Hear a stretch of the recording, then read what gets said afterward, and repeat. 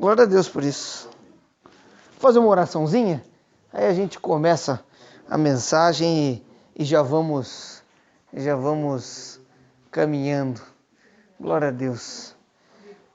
Glória a Jesus. Pai querido, nós queremos te agradecer pelo teu amor, pela presença de todos os irmãos, pela comunhão tão maravilhosa que o Senhor tem proporcionado para nós. Queremos te agradecer porque cada um tem a sua função no corpo. Todos aqui são importantes e o Senhor tem propósitos específicos para cada um.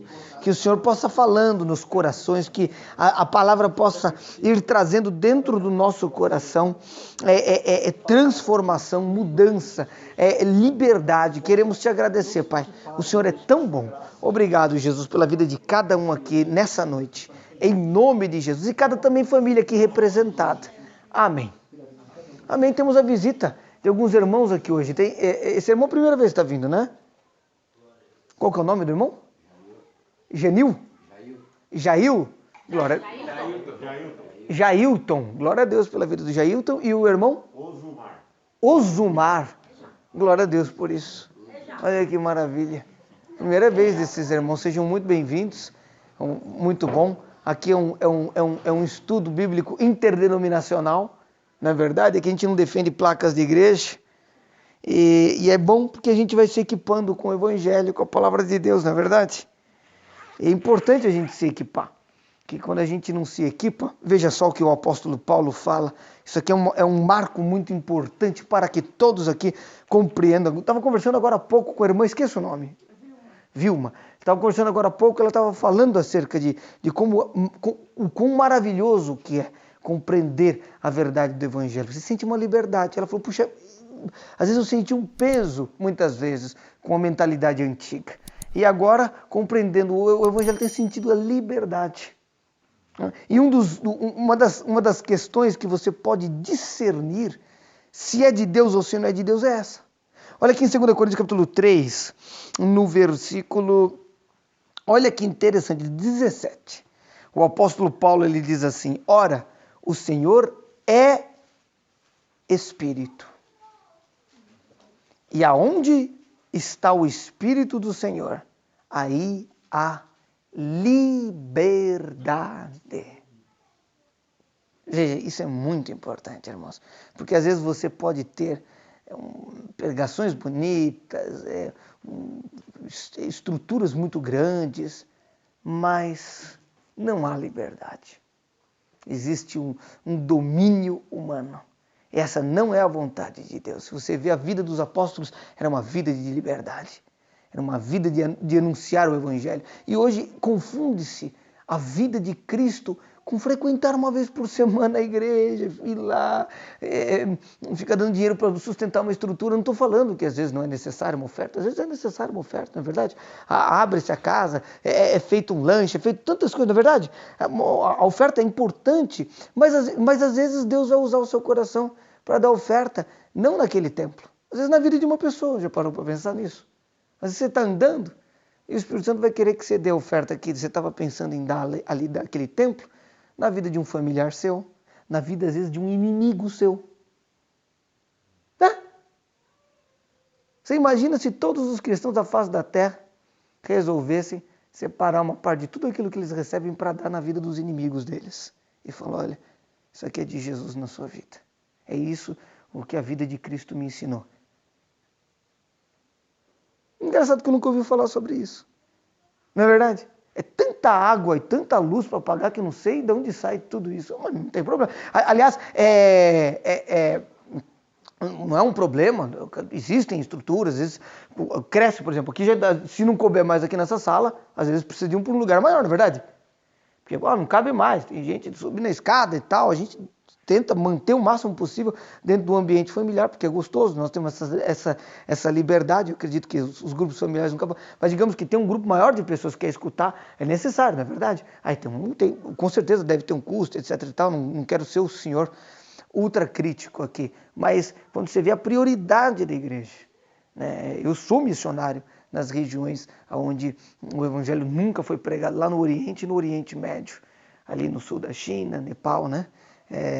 Índia, dentro do continente africano, na Caxemira, ali no norte, na divisa do Paquistão, com a China, com a Índia. Estive em todos esses lugares. Vi muitos milagres acontecerem, reais, de todos os tipos que vocês podem imaginar.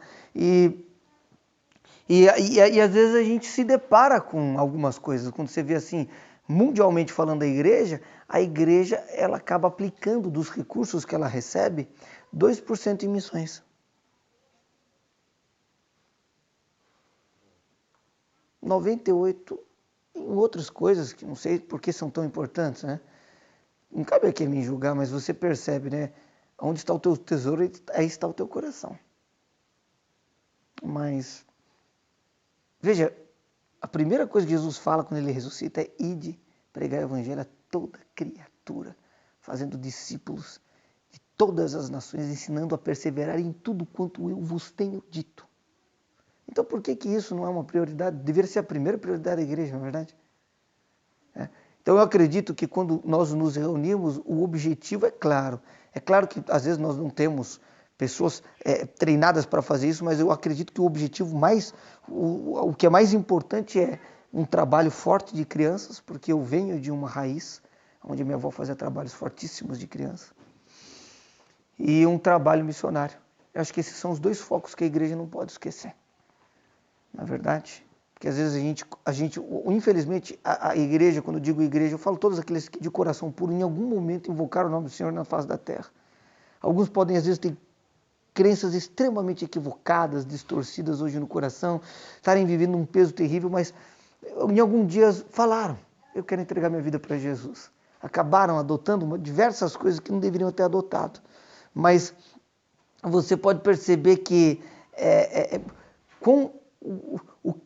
não seria maravilhoso de você já de pequenininho conhecer o Evangelho da liberdade, crescer sabendo que a sua casa é a sua igreja, que todo pai é um pastor. Eu não tenho como terceirizar isso no final de semana para ninguém, para nenhum outro pastor. Que toda mãe também é engraçado, as mães também são pastores. Às vezes mais ainda do que os pais. Que além de pastorear o marido, ainda pastoreia os filhos, às vezes mais ainda do que os pais. Estou falando, cada um tem o seu papel dentro da família. Não estou dizendo que um substitui o outro, não. Mas você percebe a importância que existe, não é verdade? E às vezes acaba se esquecendo dessa importância. E aí o pessoal acredita que simplesmente uma vez por semana entra dentro de um templo, bate palma com os louvores, que às vezes ele está cantando, nem mais sabe o que significa direito aquela letra, alguns louvores modernos, nada a ver. Às vezes cânticos com letras que não tem nada a ver com o evangelho. Bate palma, volta para casa e ele acha que isso é ter uma vida cristã. Tem muita seriedade nessa frequência humana. Então é muito necessário a gente compreender a simplicidade do evangelho. Eu tento o máximo descomplicar o evangelho, gente. O meu trabalho é um trabalho de descomplicação, né, de desburocratização da palavra de Deus, porque começa a burocratizar demais. Veja, olha o que o apóstolo Paulo vai dizer aqui em 2 Coríntios capítulo 11, no versículo 1, ele diz assim: oxalá me suportasseis um pouco na minha loucura. Então Paulo se considerava louco. Interessante, claro, porque quem está em Cristo acaba sendo meio louco para esse mundo. Né? O próprio apóstolo Paulo, um pouquinho antes aqui, em 1 Coríntios capítulo 2, no versículo 13, ele vai dizer assim, verso 14, desculpa: ora, o homem natural não aceita as coisas do Espírito de Deus, porque para ele são loucura. A fé, algo que não é tangível, algo que você não toca. O mundo espiritual, bobagem, não existe nada, tudo é espiritual. Existe um mundo espiritual que governa o mundo natural. E as pessoas que acham que não são governadas, essas são as que são mais governadas. As pessoas que acham que são donos de si mesmos, não são. Eu mando na minha vida, ninguém manda em mim, eu sou livre. Engano seu. Não há quem passe por essa vida e escape, como diz o salmista, do poder do mundo invisível. Não há. Existe uma influência constante. Interessante. E aqui em 1 Coríntios, capítulo 2, versículo 14, ele diz: o homem natural não aceita as coisas do Espírito de Deus, porque para eles são loucura, e não pode entendê-las, porque elas se discernem espiritualmente. Mas o que é espiritual, quer dizer, a pessoa que é espiritual, o homem pneumático, ele não existe dentro da velha aliança. O que é o homem pneumático? É o homem espiritual. A palavra espírito vem da palavra pneuma no grego, que é utilizada por Jesus, né? No hebraico, Velho Testamento, quando você vê o espírito é ruach, ruach. E provém, pneuma significa cheio de ar, de onde vem a palavra pneu de carro. E Jesus ele fala assim: aquele que é nascido do Espírito é como o vento. Interessante. Você não sabe, você pode ouvir o seu som, mas você não sabe de onde veio e nem para onde vai. Assim é todo aquele que é nascido do Espírito. Fantástico. Dentro do hebraico também tem uma etimologia semelhante. Porque a palavra hebraica ruach, ela significa tanto espírito como vento. Então, tanto que ela tem uma questão fonética, né? Por exemplo, você chega assim e você para assim e você começa a ouvir um dia que está ventando bastante.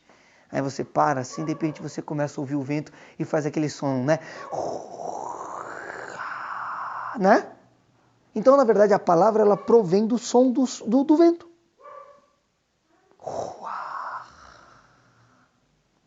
Né? Você vai no mar, você não ouve?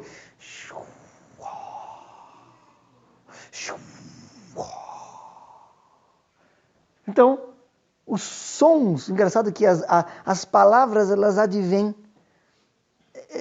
da fonética sonora interessante isso. E tanto que em hebraico,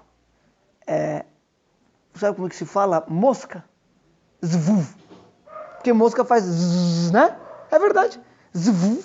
Tanto que o deus das moscas, Baalzebu, Jesus foi chamado de Baalzebu. Baalzebu fala, ele expulsa por Beelzebu, na verdade, você lembra disso aí?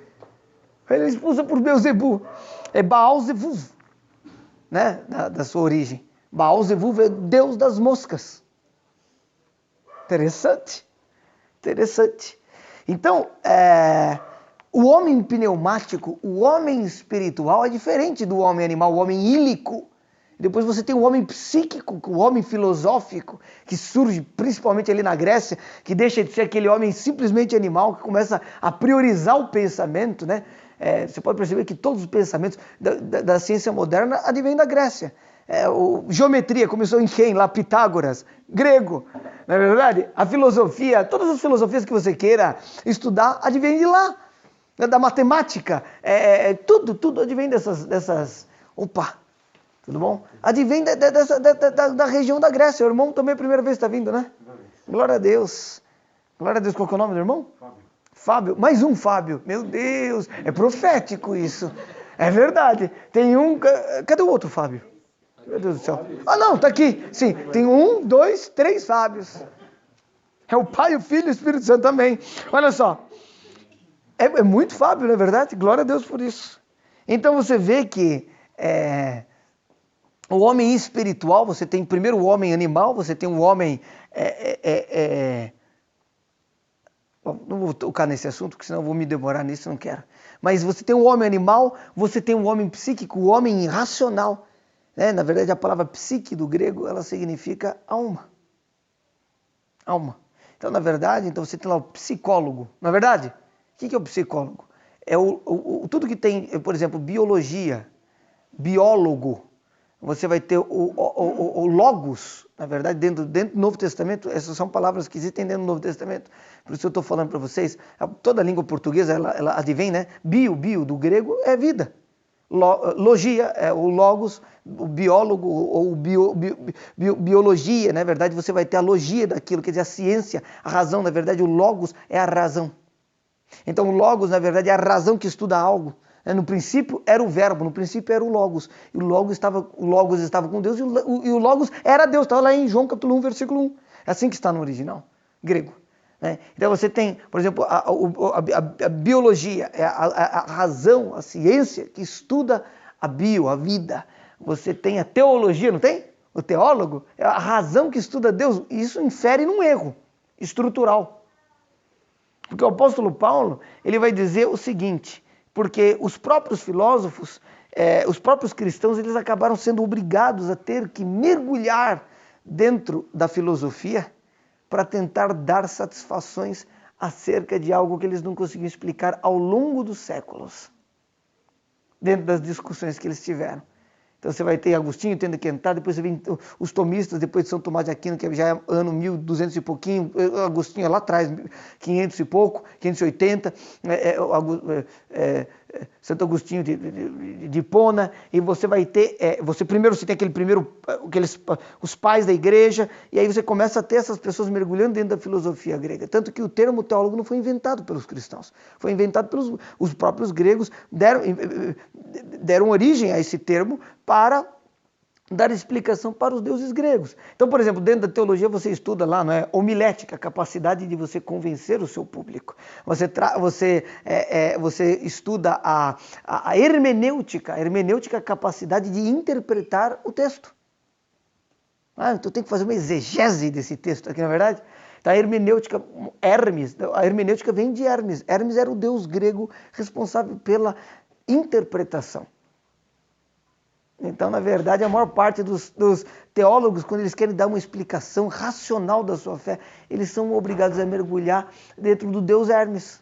Mas Deus Hermes não existe já. Olha, se você for levar em consideração de que esses pseudo-deuses, né, eles são demônios, então, na verdade, você tem, por exemplo, você tem pessoas fazendo urucubaca aí para muitas vezes religiões africanas. Eu estive lá, e às vezes essas pessoas conseguem movimentar alguma coisa no mundo espiritual. Não estou falando que tenha poder, o diabo já está vencido, é evidente, mas existe uma ação do poder espiritual das trevas. Então, na verdade, as pessoas elas têm que acabar mergulhando dentro disso e acabaram incorporando isso para tentar dar explicações que de fato eles não conseguiram explicar. Então, a teologia não conseguiu explicar muitas coisas.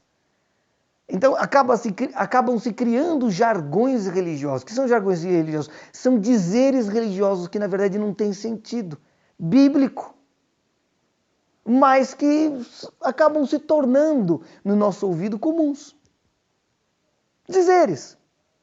Então, por exemplo, aqui em 1 Coríntios, capítulo 1 mesmo, veja só, verso 20, ele fala, onde está o sábio?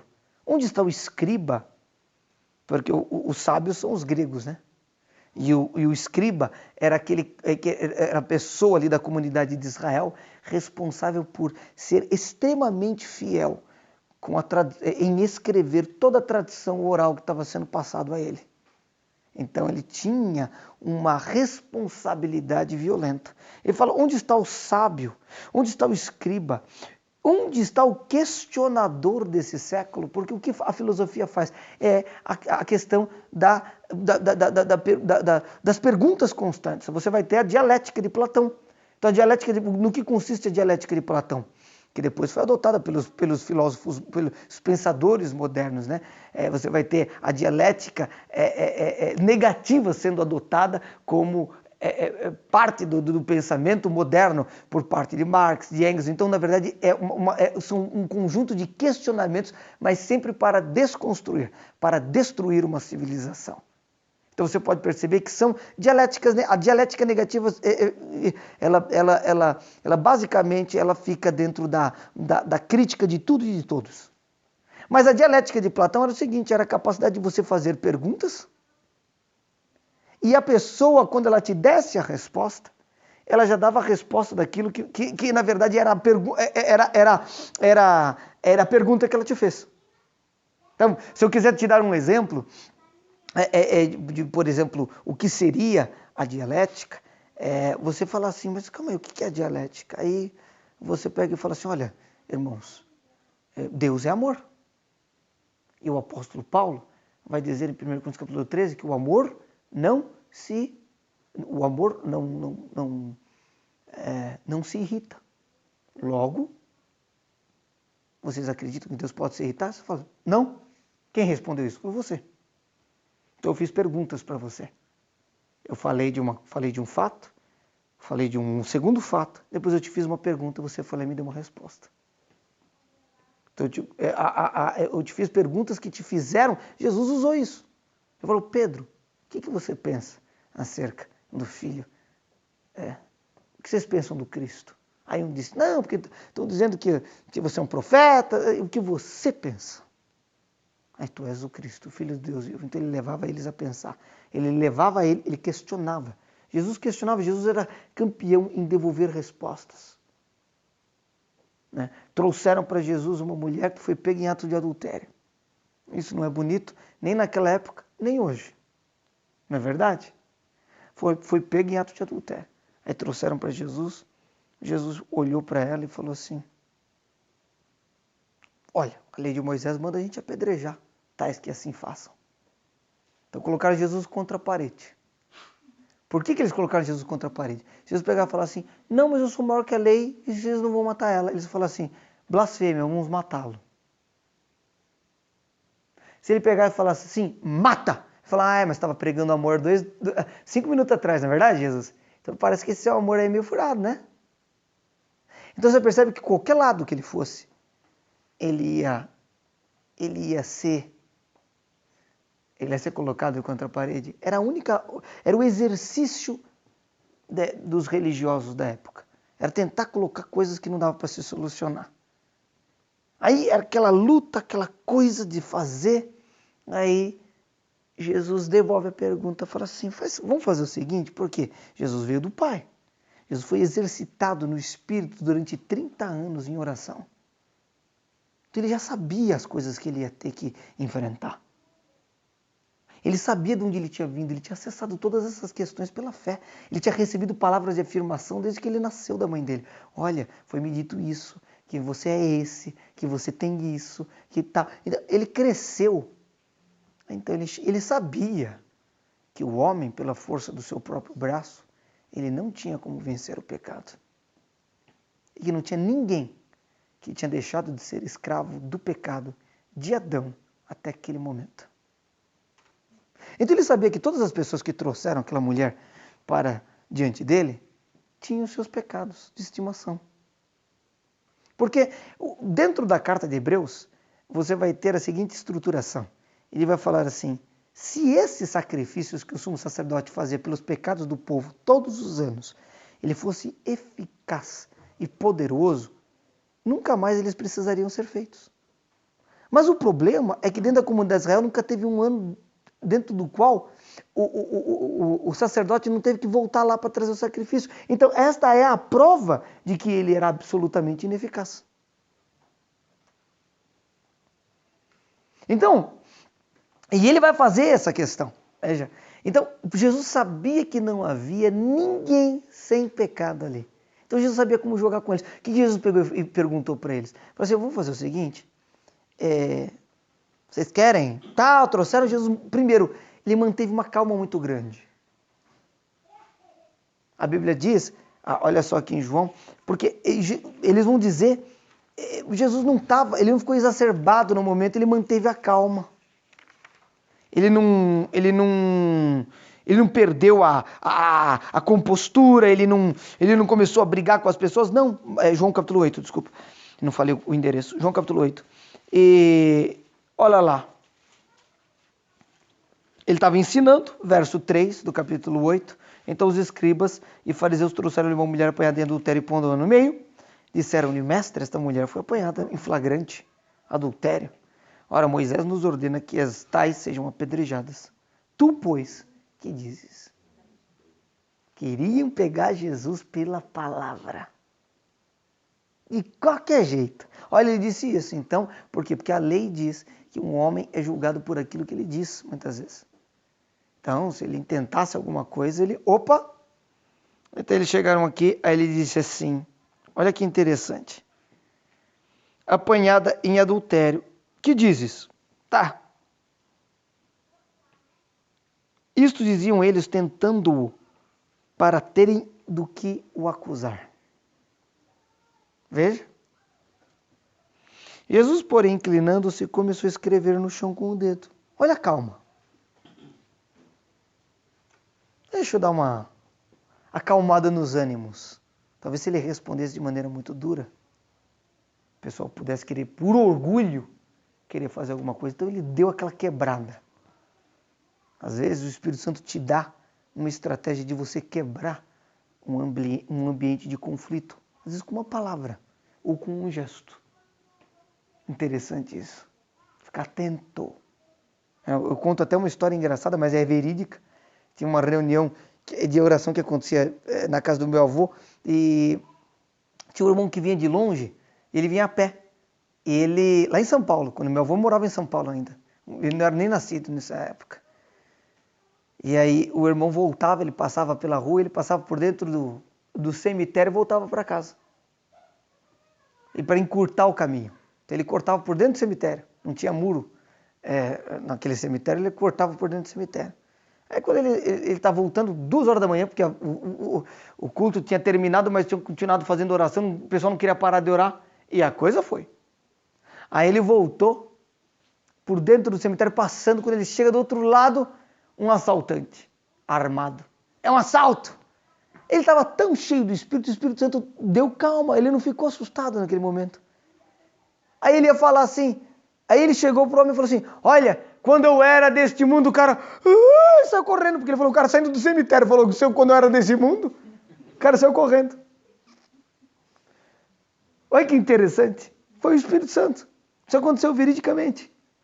O irmão depois foi contar o testemunho. É até engraçado esse tipo de situação, mas o Espírito Santo às vezes nos dá. E nesse caso aqui, Jesus, o que ele fez? Começou a escrever com o dedo no chão. E existe especulação, tem gente que diz que Jesus estava escrevendo o pecado da turma no chão, eu não acredito nisso. Mas ele chega aqui e fala, veja,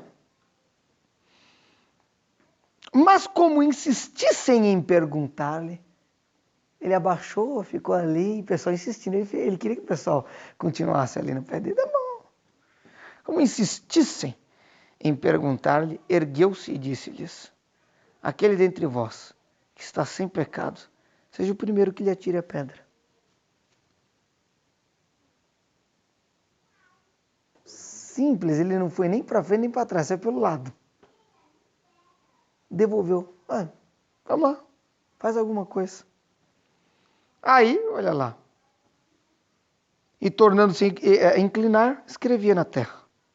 Quando ouviram, pois, isto, foram saídos um a um. A começar pelos mais velhos. Dentro da comunidade de Israel, uma pessoa mais nova jamais poderia se comparar, porque existia a cultura da comparação dentro do povo de Israel. Mas a questão é, ela nunca poderia se comparar com uma pessoa mais velha. Nunca.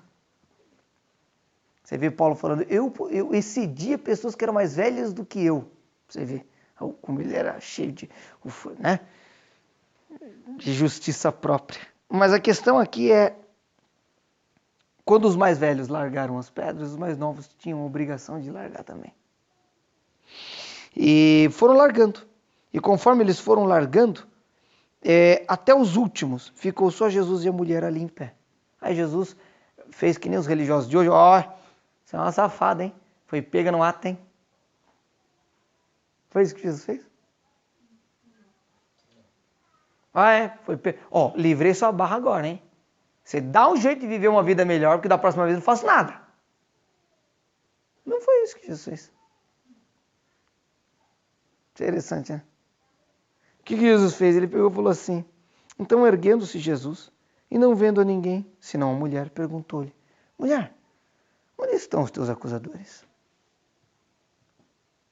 A velha aliança, ela consiste no ministério da acusação. Por quê? Porque a velha aliança, ela não liberta ninguém do pecado. Então, como a pessoa ela faz parte da lei do pecado e da morte, do corpo do pecado, ela nunca é livre. E como ela nunca é livre, ela sempre está debaixo de acusação. Mas a nova aliança, ela não só nos torna livres, como dentro dos termos da nova aliança, não há mais memória dos pecados. Porque quando você está se lembrando dos pecados, você está fazendo, é como se você estivesse ressuscitando obras mortas que são ditas em Hebreus. Então você pega algo que já está morto para Deus e você levanta. Então, na verdade, você está cometendo um pecado. Porque e aí, às vezes, aquele negócio passa a ter de novo poder sobre a sua vida. De tanto que você falou nele, de tanto que você se lembrou dele, de tanto que você deu foco nele, a sua própria fé acaba levantando aquele defunto. Agora, dentro da velha aliança, é acusação constante. É comparação constante. O jovem rico se comparava. O fariseu e o publicano, Lucas capítulo 18. O fariseu chegou lá. Jesus usa essa parábola porque era algo recorrente. Você acha que Jesus não estava usando uma recorrência de algo que acontecia ali?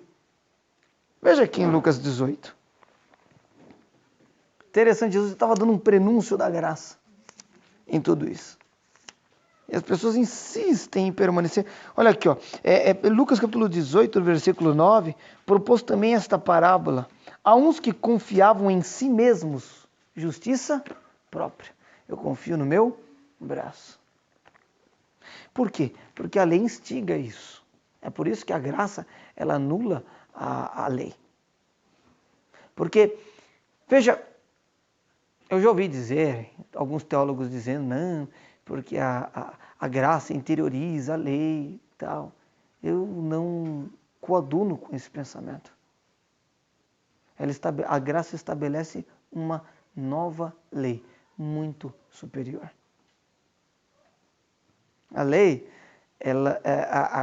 a lei ela não traz nenhum tipo de aperfeiçoamento. Eu posso até mostrar isso para vocês aqui, mas a lei diz, o apóstolo Paulo ele vai dizer em Romanos 10:4, Cristo é o fim da lei para a justiça de todo aquele que crê. Aí ele continua dizendo, porque Moisés descreve a lei, a justiça que provém da lei, dizendo, aquele que fizer estas coisas, por elas viverá. Então aqui ele está falando da justiça própria. Você tem que fazer para viver. E se você fizer errado, você é amaldiçoado. Então, até os dias de hoje, coloca-se, quando você entra dentro de igrejas que têm a mentalidade da velha aliança, eles só podem governar por meio do medo. Então o negócio é o seguinte, se você não trouxer a oferta, vai vir um gafanhoto e vai comer a sua conta. O demônio vai te atacar. Se você não orar 5 horas por dia, e aí começa a se colocar um monte de imposições em cima do medo. Aí começa a se buscar maldição no Velho Testamento. Que engraçado, você não consegue encontrar maldição no Novo. Então você só pode buscar no Velho. Só que eles esquecem que em Gálatas 3,13 está escrito que Jesus se fez maldição por nós para nos libertar da maldição da lei. Então, a lei ela infere necessariamente na justiça própria.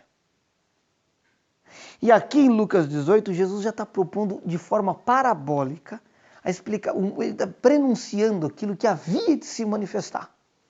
Olha que coisa interessante. Então ele diz assim, propôs também essa parábola a uns que confiavam em si mesmos, crendo que eram justos e desprezavam os outros. Isto é, toda a comunidade de Israel. 2 homens subiram ao templo para orar, um fariseu e outro publicano. O publicano era enxergado bem mal, né? Eram pecadores, eram pessoas, né? Aí ele diz aqui o publicano, olha só, o fariseu de pé assim orava consigo mesmo: ó Deus, graças te dou que não sou como os demais homens, roubadores, injustos, adúlteros, nem ainda como esse publicano. Jejum 2 vezes na semana, aí, o cara ainda é de jejum, hein? Estou impressionado. Jejum 2 vezes por semana, dou o dízimo de tudo quanto possuo. Está aqui. Jesus propôs essa parábola. Dá o dízimo de tudo quanto ganha. Isso aqui era honesto. Não roubava não, porque você sabe que tinha uma parte dos judeus que ainda faziam uma coisa desonesta. O que eles faziam? A lei que fala honrará pai e a mãe, inclui pagar as contas no pai e da mãe. Não é só passar na casa do pai para filar uma boia no final de semana. Então, qual que era a desculpa que os judeus tinham? Eles falavam assim, vamos fazer o seguinte, a gente diz que tudo que nós temos é corban, quer dizer, é uma oferta sagrada ao Senhor. E das ofertas sagradas ao Senhor, você não podia usar para mais nada. Então ele usava isso como justificativa para não precisar ajudar os pais. Aí Jesus pegou e falou, hipócritas, vocês usam da sua tradição humana para invalidar a lei. Então, veja, quer dizer, ela vai incorrer sempre numa hipocrisia religiosa. Jesus está falando, eu dou dízimo de tudo quanto eu possuo, mas o publicano é uma pessoa religiosa? Jejua 2 vezes por semana? Dá dízimo? Não, pelo contrário. Jesus fala dos publicanos, ele põe publicanos junto com meretrizes, né? As meretrizes, os publicanos e as meretrizes entrarão diante de vós do reino de Deus. Ele diz para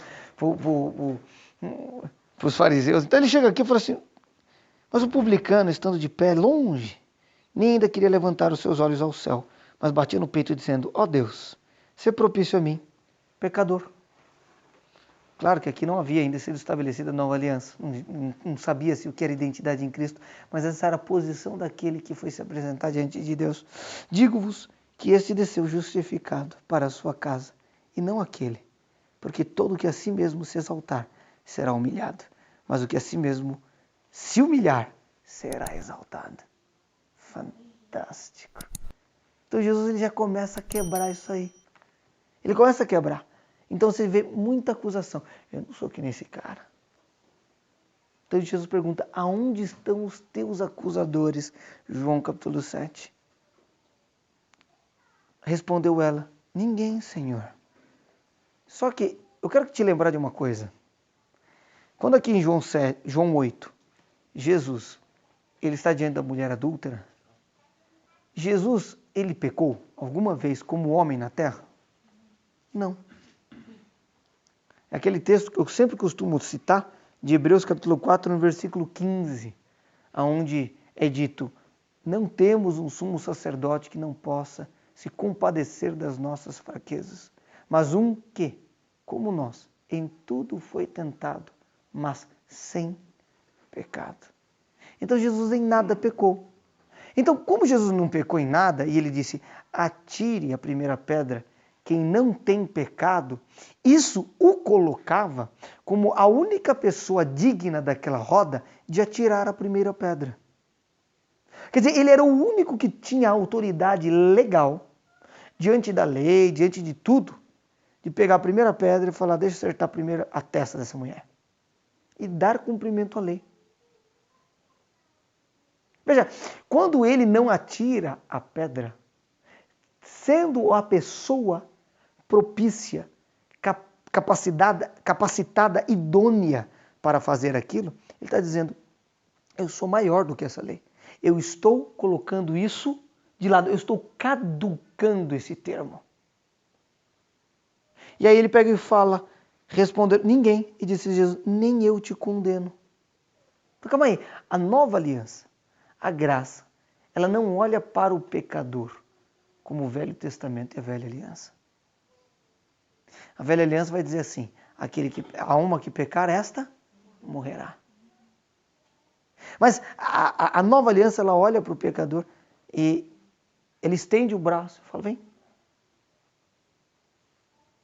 O camarada dá uma tropicada, ele acha que Deus ficou bravo com ele, Deus já estava com o braço estendido para levantar ele de novo. O problema da mentalidade religiosa é que ela traz uma cobrança pessoal, a pessoa se cobra tanto, que é o seguinte, é como se ela, quando ela deu uma tropeçada, ela tem que demorar muitos meses ou semanas para ela se sentir bem, para ela mesma achar que ela está digna de bater um papo com Deus de novo. A mentalidade da velha aliança, ela não consegue compreender que ela tropeçou e Deus já estava com a mão estendida e que o sangue por aquele pecado, não é necessário fazer de novo um sacrifício, não é necessário bater no peito, não é necessário se esfregar no chão. O sacrifício pelo perdão, pela purificação, por tudo, já estava consumado. Ele só precisa se levantar. Tanto que em Hebreus capítulo 6, ele vai usar esse termo. Ele diz assim, não é possível. Porque o escritor de Hebreus, ele está desconstruindo o pensamento veterotestamentário da antiga aliança na cabeça de todo o povo hebreu. Que o povo hebreu é o povo judeu. Então o livro de Hebreus, tanto que o autor nem se identificou. Me parece ser, o escritor me parece ser o apóstolo Paulo. Pelo conteúdo da carta. Mas não há um consenso entre os eruditos, não há como identificar, porque não há. Mas ele chega no capítulo 1, ele tira os anjos e coloca Jesus, capítulo 1 e 2. Depois ele entra no capítulo 3 e 4, ele vai falar sobre um exemplo de fé, depois ele vai entrar na questão do sábado, ele vai tirar o sábado e vai colocar Jesus, falando que Jesus é o descanso e resta mais um descanso para o povo de Deus entrar. Aí ele vai entrando no capítulo 5, vai entrando no capítulo 6, ele fala que Jesus é o nosso sumo sacerdote, ele chega no capítulo 6, ele já vai colocando... Aí ele começa a falar de obras mortas no capítulo 6. Aí ele entra no capítulo 6 e fala assim, não é possível que um homem que já tenha sido iluminado pelo Evangelho seja de novo renovado, que experimentou. E aí as pessoas que têm a mentalidade da velha aliança, qual que é a interpretação? O camarada caiu, não tem mais jeito. Tem denominações fortíssimas, não vou citar o nome aqui, que acreditam no pecado para a morte, acabou, o camarada pecou, não tem mais chance. A turma, aquela denominação que só eles são irmãos, o resto é tudo primo. Vocês sabem de que eu estou falando. Pois é. Então, acabou, não tem mais o que você fazer. Você cometeu o erro, acabou. Está condenado para sempre. Só que o texto de Hebreus 6, quando ele está falando sobre isso, ele está falando assim, ó, bom, se não tem mais como você ser renovado. Qual que era a mentalidade do judeu? A mentalidade do judeu era uma mentalidade de transfusão, hemodiálise espiritual, um bom sermão. Se colocar o título assim no YouTube, hemodiálise espiritual. Por quê? Porque era aquela transfusão, o rim não funciona, o camarada tem que ir lá, né? Colocar sangue novo. Então, o que acontecia? O povo de Israel, todo ano, o sumo sacerdote tinha que ir lá e oferecer um sacrifício para eles serem renovados até o ano que vem. E assim por diante. A ponto de que no período de Macabeus, que a nossa Bíblia protestante não tem o livro de Macabeus, e isso é um equívoco, desculpe falar. Qualquer pessoa que for estudar um pouquinho mais profundamente, os livros deuterocanônicos do Velho Testamento são necessários para o estudo, porque eles são históricos, e eles estão inclusive dentro da Septuaginta que foi citada por Jesus e pelos apóstolos. Jesus citou, por exemplo, o livro de Eclesiástico. Ele citou. Mas não tem, estou falando de Eclesiastes, estou falando de Eclesiástico, que é um dos deuterocanônicos. Mas aí você precisa ter. Eu quero uma Bíblia para estudo. Compre a Bíblia de Jerusalém, uma Bíblia católica. Melhor Bíblia que tem para estudo. Tem que ter essa. Ela é tudo? Tudo ali não tem, mas você precisa dessa Bíblia. Se você quiser fazer um estudo, sair um pouquinho da zona de conforto, só de escutar. Bíblia de Jerusalém. Compra uma Bíblia de Jerusalém. Importante. Aí você pega ali o período de Macabeus, do povo de Israel, gente. Chegou-se a adotar a seguinte prática. Quando o sumo sacerdote entrava no santo, porque você tinha dentro, primeiro no tabernáculo, que o povo sai do Egito, fica caminhando no deserto por 40 anos.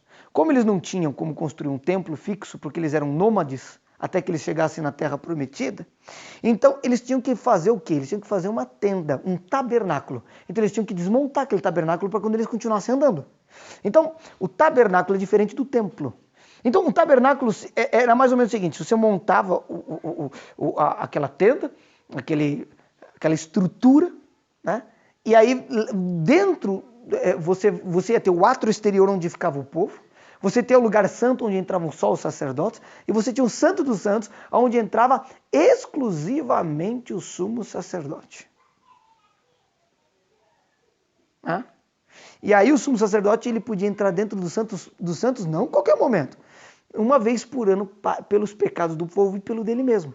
Se o pecado do povo ou o dele fossem muito feios, ele era fulminado lá dentro. E se alguém fosse entrar para tirar o corpo, também era fulminado, porque não estava autorizado a entrar. Então você imagina o problema. Sabe o que acabou? O número de sumos sacerdotes fulminados foi tão grande em Israel, durante o período de Macabeus, que é um período histórico do povo hebreu, tá? Que eles adotaram a seguinte estratégia. Quando o sumo sacerdote ia entrar, eles amarravam uma cordinha no calcanhar dele aqui, ó, com um sininho na ponta. Forte, que desse para aguentar o peso dele. Aí ele entrava no Santo dos Santos. Enquanto ele estava fazendo os rituais, o sininho estava mexendo, certo? O sininho lá, pelelim, parou de mexer. Bom, então ele foi fulminado. Eles puxavam pela cordinha. Vocês imaginam o nível de tensão que não era o momento do sacrifício. Na hora do sacrifício, o que acontecia? Não era um momento de alegria. Era um momento em que todo mundo sentava lá. Você imagina, todo mundo sentado lá, o sumo sacerdote entrando, o cara, meu Deus, aquele pecado que eu cometi. Tudo fazendo recordação, comemoração, Hebreus 10. Lembrando dos... Meu Deus. Ai, acho que aquele pecado vai fulminar. Aí de repente era fulminado. Aí era aquela lástima, aquela tristeza. Foi a minha culpa. Fui eu. Veja, isso era uma coisa terrível, que infelizmente é adotada dentro da celebração da nova aliança no sangue de Jesus na Santa Ceia. Isso que é tomar indignamente. É tomar com essa mentalidade. Se lembrar dos pecados. Tanto em Jeremias 31 quanto em Hebreus capítulo 12, capítulo 8, versículo 12, um dos termos da aliança é o seguinte: serei misericordioso para com suas iniquidades e de seus pecados não me lembrarei jamais. Você vai lá, entra dentro do momento da Santa Ceia. Olha, para você ser digno, você não pode ter rapado, as mulheres não podem ter rapado pelo debaixo do braço. A homem de barba não pode tomar. Aonde, irmãos, você encontra isso na Bíblia?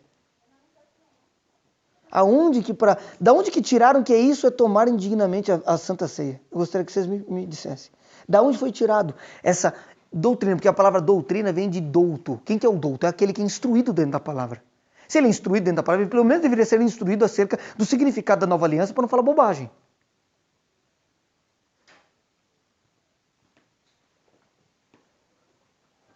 Então, a questão é a seguinte, ele vem aqui, você imagina como que não era... Aí você chega dentro da Hebreus capítulo 6 e ele pega e fala, olha, olha só, Hebreus 6, esse texto traz tanta controvérsia, não é verdade? Hebreus 6, ele vai dizer assim, porque é impossível, verso 4, que os que uma vez foram iluminados e provaram o dom celestial e se fizeram participantes do Espírito Santo, e provaram a boa palavra de Deus, e os poderes do mundo vindouro, e depois caíram, sejam outra vez renovados para o arrependimento. Por que ele está dizendo isso? Porque o arrependimento para o judeu era uma obra. A questão é a seguinte, quando o camarada dele caiu, ele já está perdoado, ele não precisa esperar até o ano que vem para que a renovação seja feita por um sumo sacerdote lá dentro, porque o sumo sacerdote entrou de uma vez por todas por ele.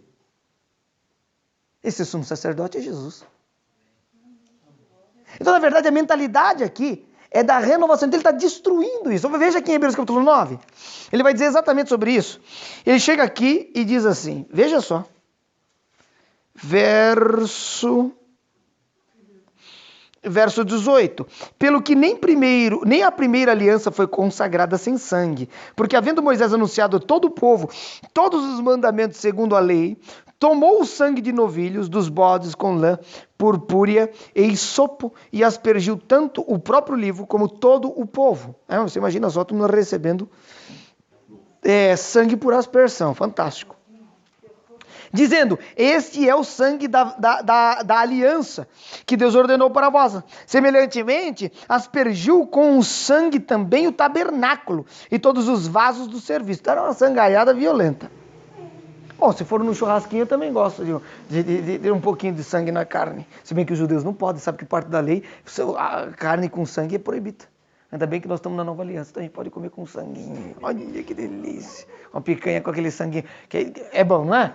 Não precisa ser, não pode ser bem passado assim, senão perde um pouco do sabor. Tem que ter um vermelhinho por dentro, não é verdade? Glória a Deus, olha só. O meu irmão fez, porque eu fiz aniversário agora dia 2 de julho. Aí o meu irmão foi lá em casa e falou, não, quero fazer um churrasco para você. Ele trouxe umas carnes especiais lá que ele comprou. E meu irmão sabe como preparar. Melhor que todo mundo. Aí ele foi lá e fez tal. Aí ele foi cortar, falei, não assa mais, tá bom assim. Já tava legalzinho, mas ainda tava meio vermelhinha por dentro. Eu falei, olha, Tito, que a graça nos proporcionou, dentre muitas coisas, né? Porque se tivesse imaginado a lei, não podia comer nem a carne com sanguinho. Lembrei disso. Aí ele pegou e falou o seguinte, era necessário, portanto, que as figuras das coisas que estão no céu fossem purificadas com tais sacrifícios. Mas as próprias coisas celestiais como sacrifícios melhores do que estes, veja só, pois Cristo não entrou num santuário feito por mãos. Figura do verdadeiro. Ora, então o santuário que era feito lá, agora no Novo Testamento ganhou uma conotação que jamais o povo de Israel imaginou que teria. Então você tem uma figura espiritual falando acerca do tabernáculo. Tabernáculo é o quê? Você tem o átrio exterior, você tem o lugar santo e você tem o santo dos santos. Então você tem o corpo, a alma e o espírito do homem. O homem ele é tricotômico. O apóstolo Paulo vai dizer que o vosso corpo, alma, ele começa pelo espírito, que o vosso espírito, alma e corpo sejam conservados irrepreensíveis para a vinda do nosso Senhor Jesus Cristo. 1 Tessalonicenses, se não me engano, capítulo 5, versículo 23. Se não for isso, deixa eu ver lá só para vocês, porque ficar gravado aqui, depois eu vou falar, ele não sabe o que está falando. Deixa eu ver, 5, é isso mesmo?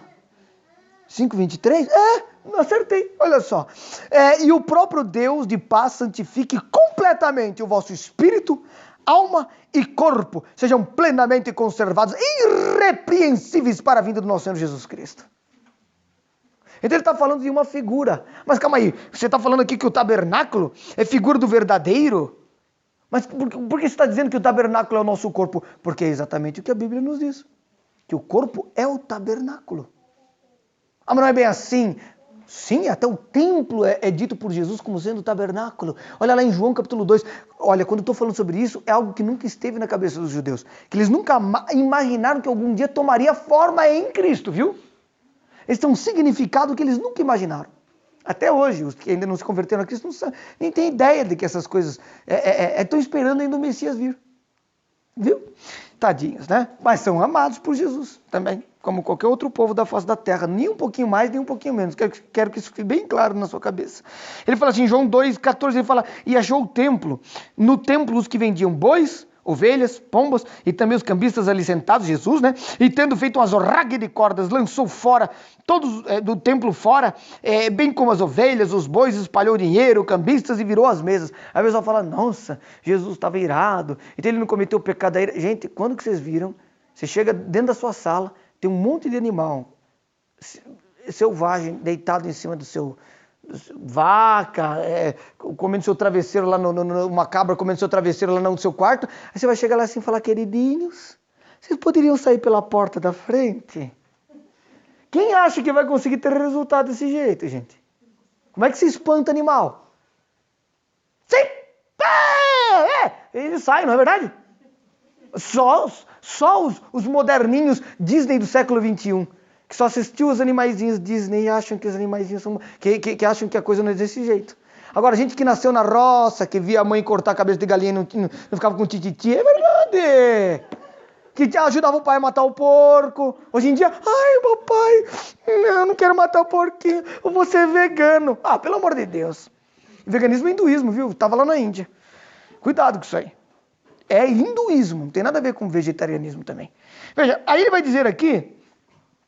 Aí Jesus pegou, espalhou as mesas e disse aos que vendiam pombas, tirai daqui estas coisas e não façai da casa de meu pai casa de negócio. Mas calma aí, lá em Atos 7,48 está dizendo que Deus não habita em templos feitos por mãos humanas. O mesmo incorre, se não me engano, em Atos capítulo 17, né? Eu falei Atos 7,48, né? Eu falei Atos ou falei Mateus? Desculpa, era Atos 7,48. Eu penso uma coisa e falo outra. Você vê que a boca não acompanha o que o Espírito fala. Aí, Atos 7,48. Aí, em Atos, se não me engano, no capítulo 14 ou 17, ele vai repetir isso. Veja, a questão é a seguinte. Calma aí. Então, Deus não habita em templo e Jesus está tendo zelo por aquele templo que hoje nem mais existe. Aliás, os judeus estão loucos para tentar destruir a mesquita de Omar. Quando você vê uma foto de Jerusalém, tem uma cúpula dourada. Aquela cúpula dourada é uma mesquita, chamada Mesquita de Omar. Tiveram muitos Omar. Mas o Omar foi lá e construiu uma mesquita. Aonde que essa mesquita está? Está em cima do lugar aonde foram enterradas as ossadas de Abraão com sua esposa. Veja, aquele é o lugar sagrado onde o templo profeticamente tem que ser construído. Então os judeus, eles acreditam que eles precisam destruir aquela mesquita. Tá? Para construir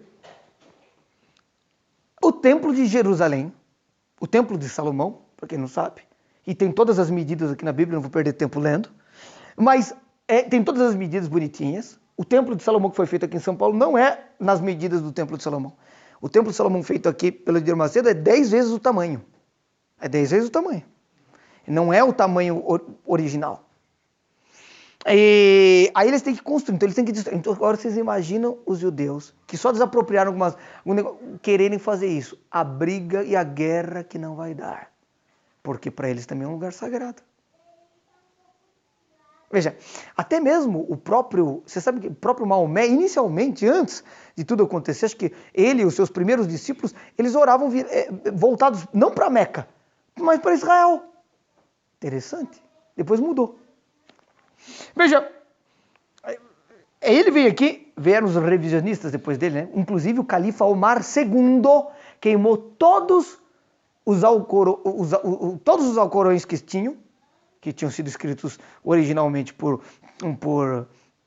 Maomé, e ele fez a versão dele. Então não se tem nenhum original. Interessante, isso é bom guardar esse dado aí, viu? Porque eu volta e meia estou lá no meio dos muçulmanos também. Aí ele diz o seguinte: lembraram-se os seus discípulos de que está escrito, verso 17 do capítulo 2 de João, o zelo da tua casa me devorará.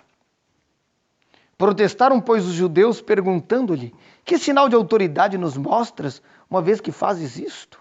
Respondeu-lhes Jesus, derribai este templo e em 3 dias o levantarei. Aí todo mundo falando, mas calma aí. Ele acabou de mandar a gente ter zelo pelo templo. Agora está mandando a gente derrubar? Que em 3 dias ele vai levantar? Tudo bem, então, quero ver essa autoridade toda. Em 3 dias levantarei. Disseram, pois, os judeus, em 46 anos foi edificado este templo.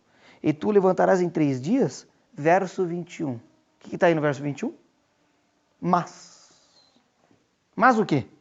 Ele falava o do quê? Se referia ao santuário do seu corpo. Opa!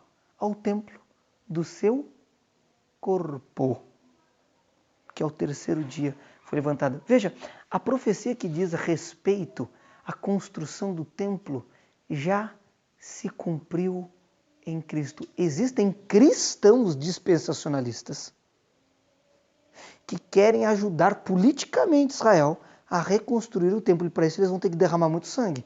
Por causa de uma interpretação equivocada ao tempo, do tempo que construiu o templo. Se não construiu o templo, o Messias não... Gente do céu!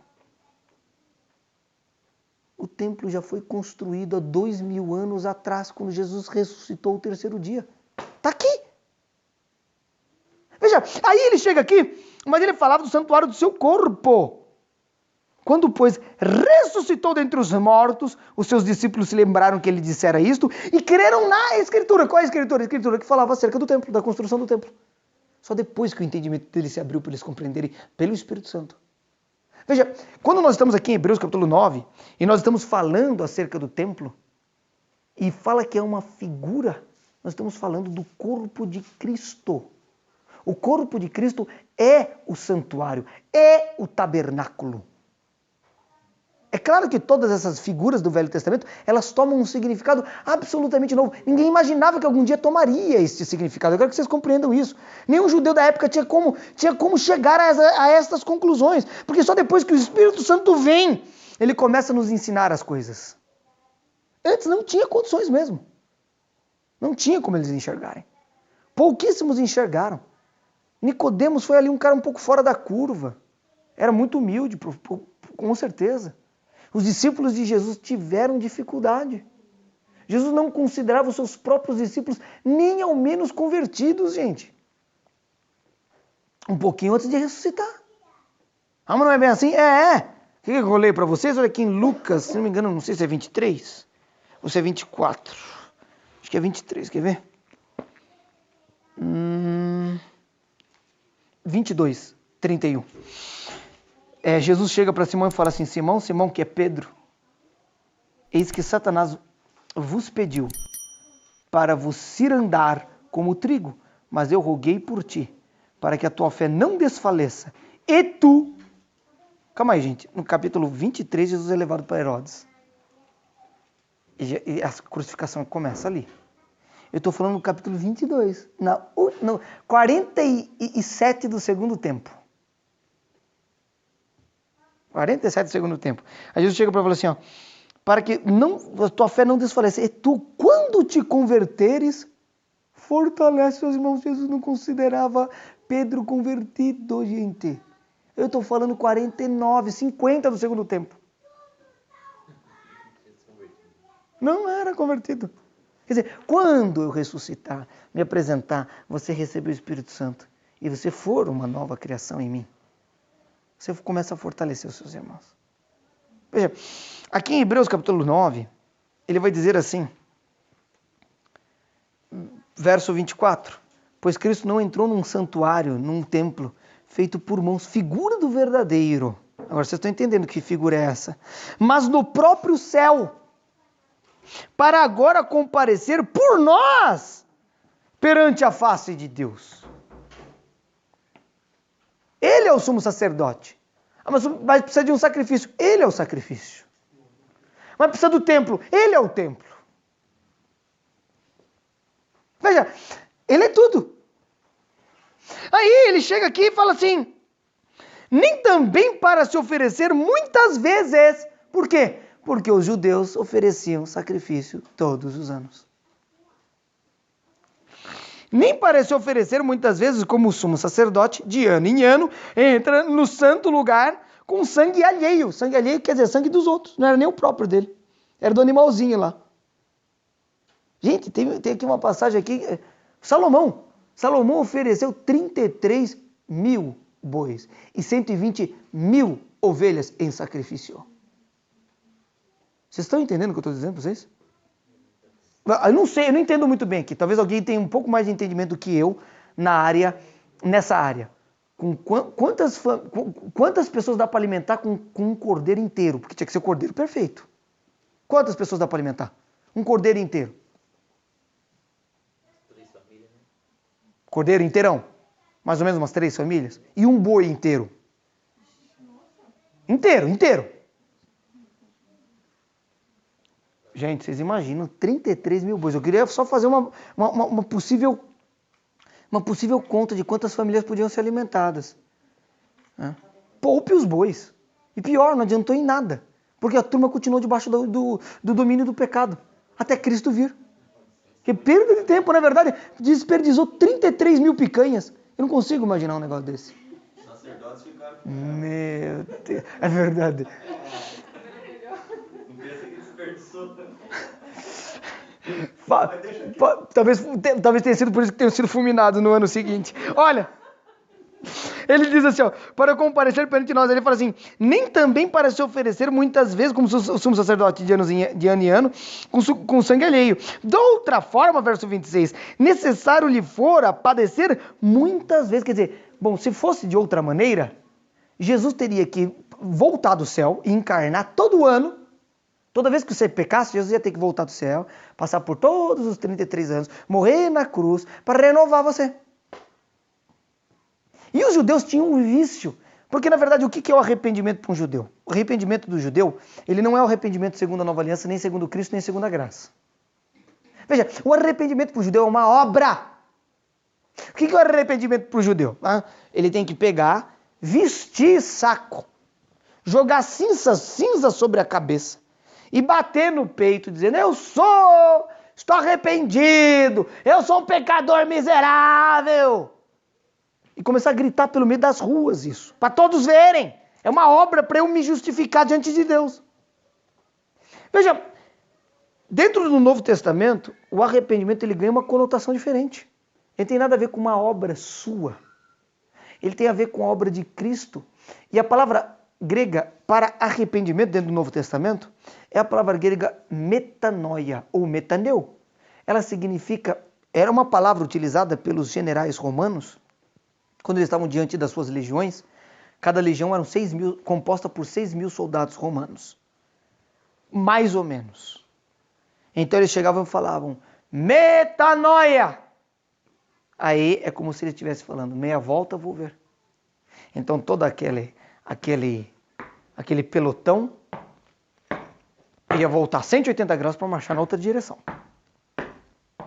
Então quando nós estamos falando de arrependimento, ele está falando de você dar um cavalo de pau, 180 graus, e andar na outra direção. Então o arrependimento, dentro da nova aliança, é algo que acontece dentro do coração e dentro da mente do ser humano. Então a questão é a seguinte, o arrependimento eu estou tentando me justificar pelas minhas obras. Aí eu me arrependo, isto é, eu sei que eu já sou perdoado, eu recebo o amor de Deus, nada que eu faça pela força do meu próprio braço pode me justificar e eu abro o meu coração para corresponder àquilo que Ele fez por mim na cruz, pela fé.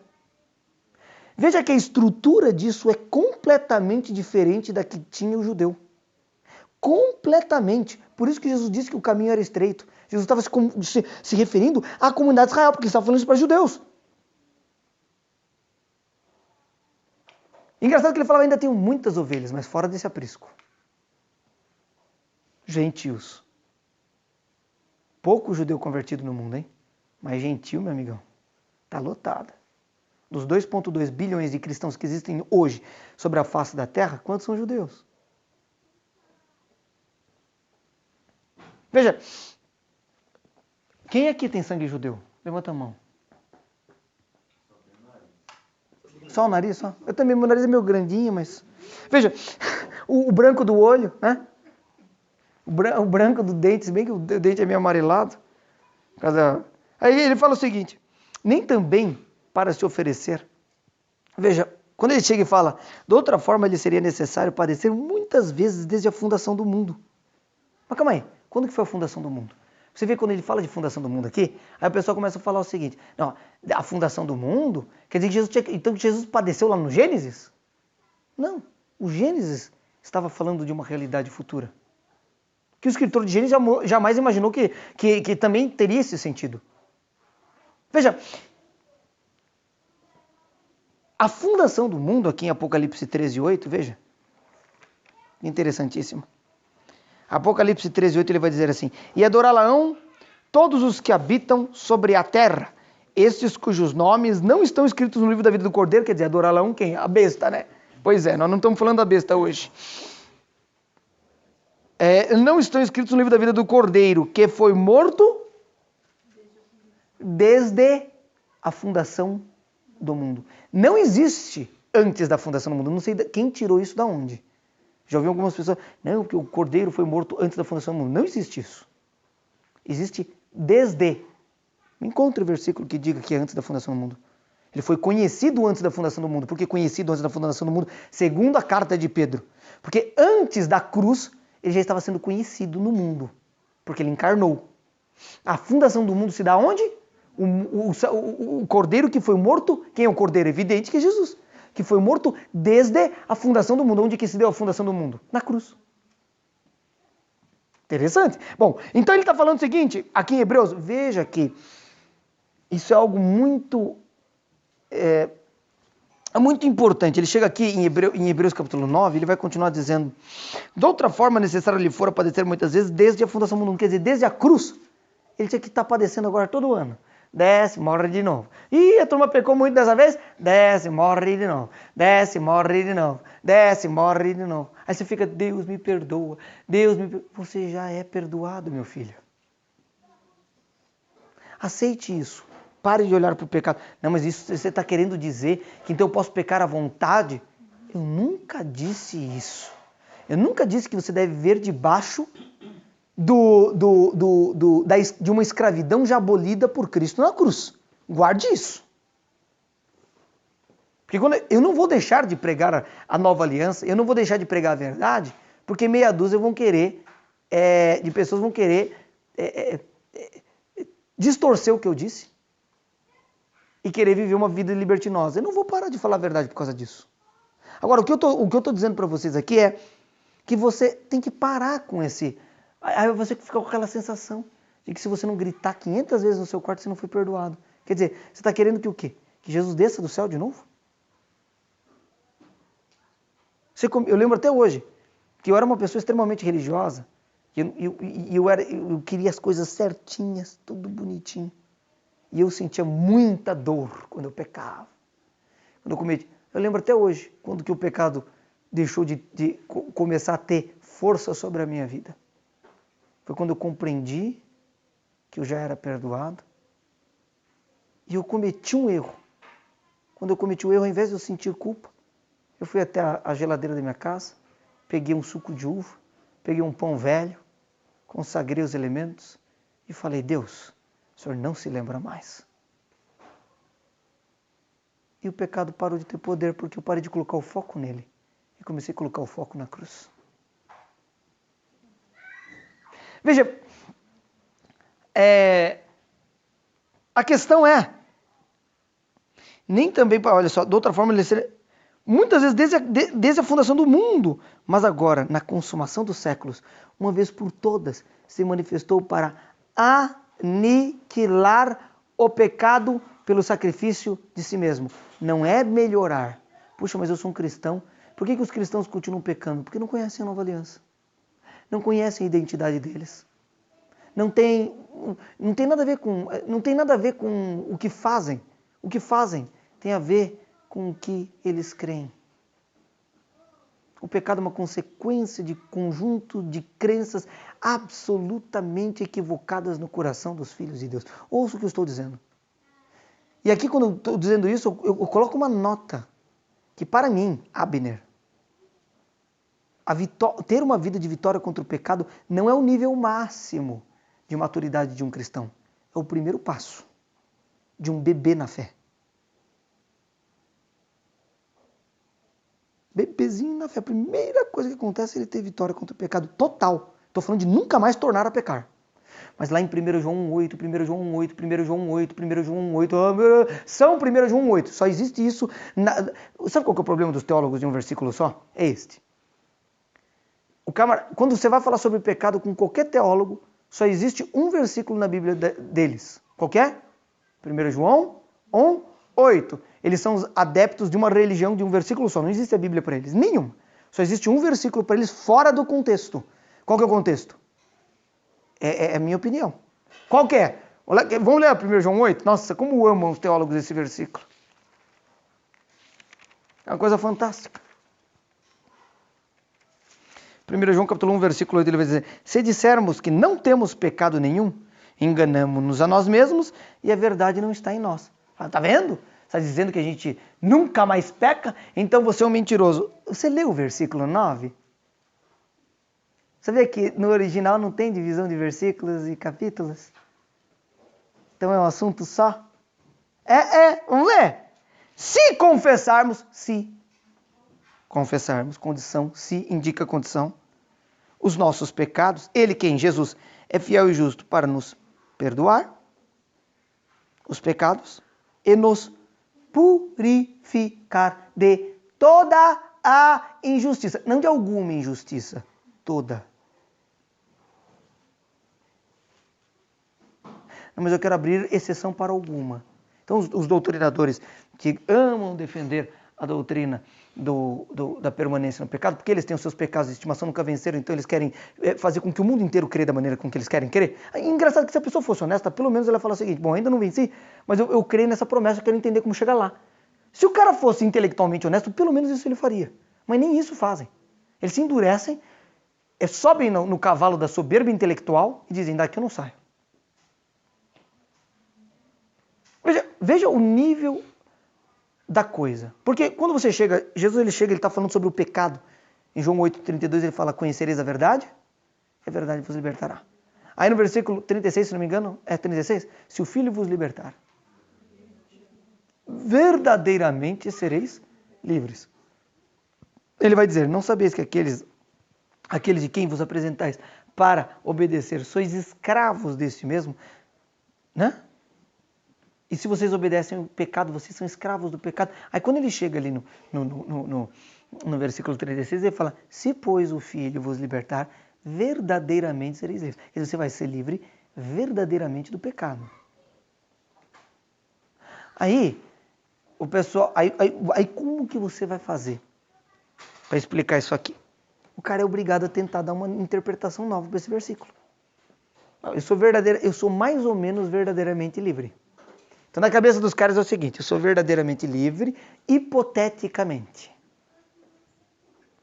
Então assim, de uma forma assim abstrata, eu sou livre. Mas na realidade eu não sou. Bom, então o que adianta a fé? Para que Jesus morreu? Para tudo continuar do mesmo jeito? Bom, então segue-se que Cristo morreu em vão.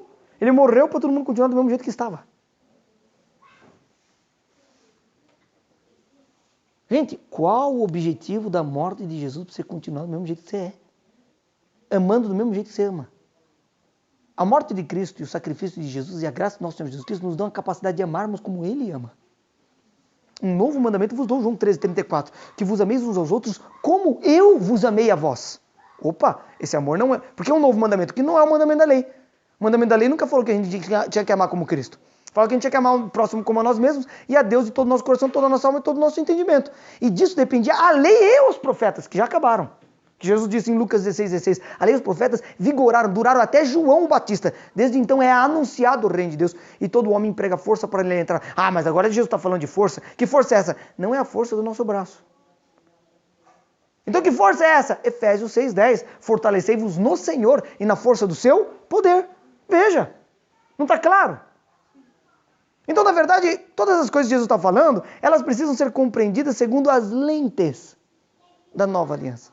Segundo as lentes da graça. Senão você não compreende nada.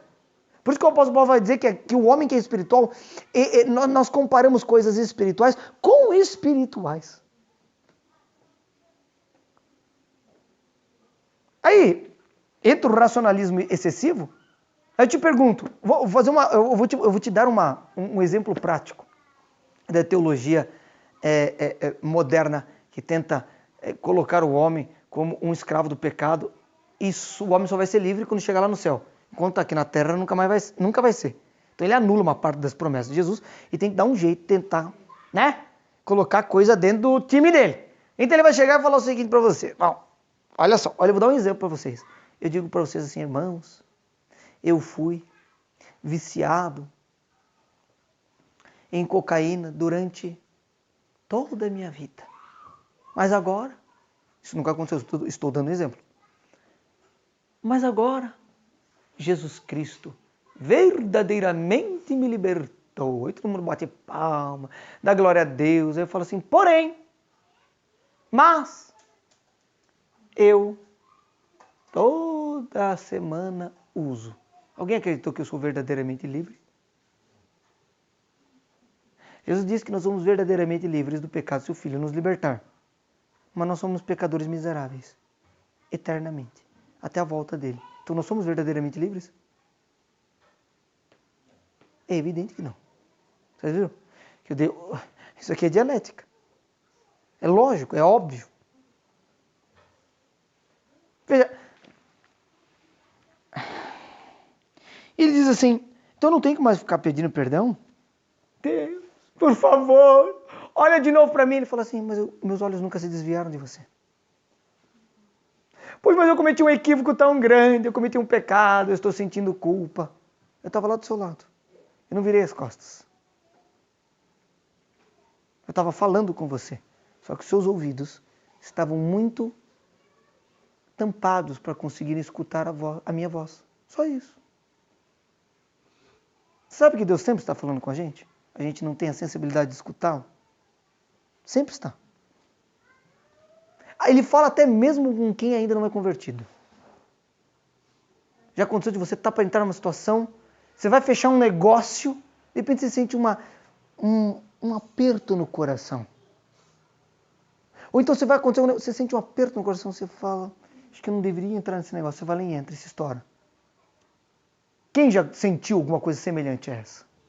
Todo mundo. Veja, por que eu estou dizendo isso para você? Que é o Espírito Santo falando. É fria. Só que se você aumentar, se você tiver tempo com Deus, você desligar as outras vozes, você vai começar a escutar mais a Deus. A ponto de você poder escutá-lo de muitas formas diferentes, além das sensações.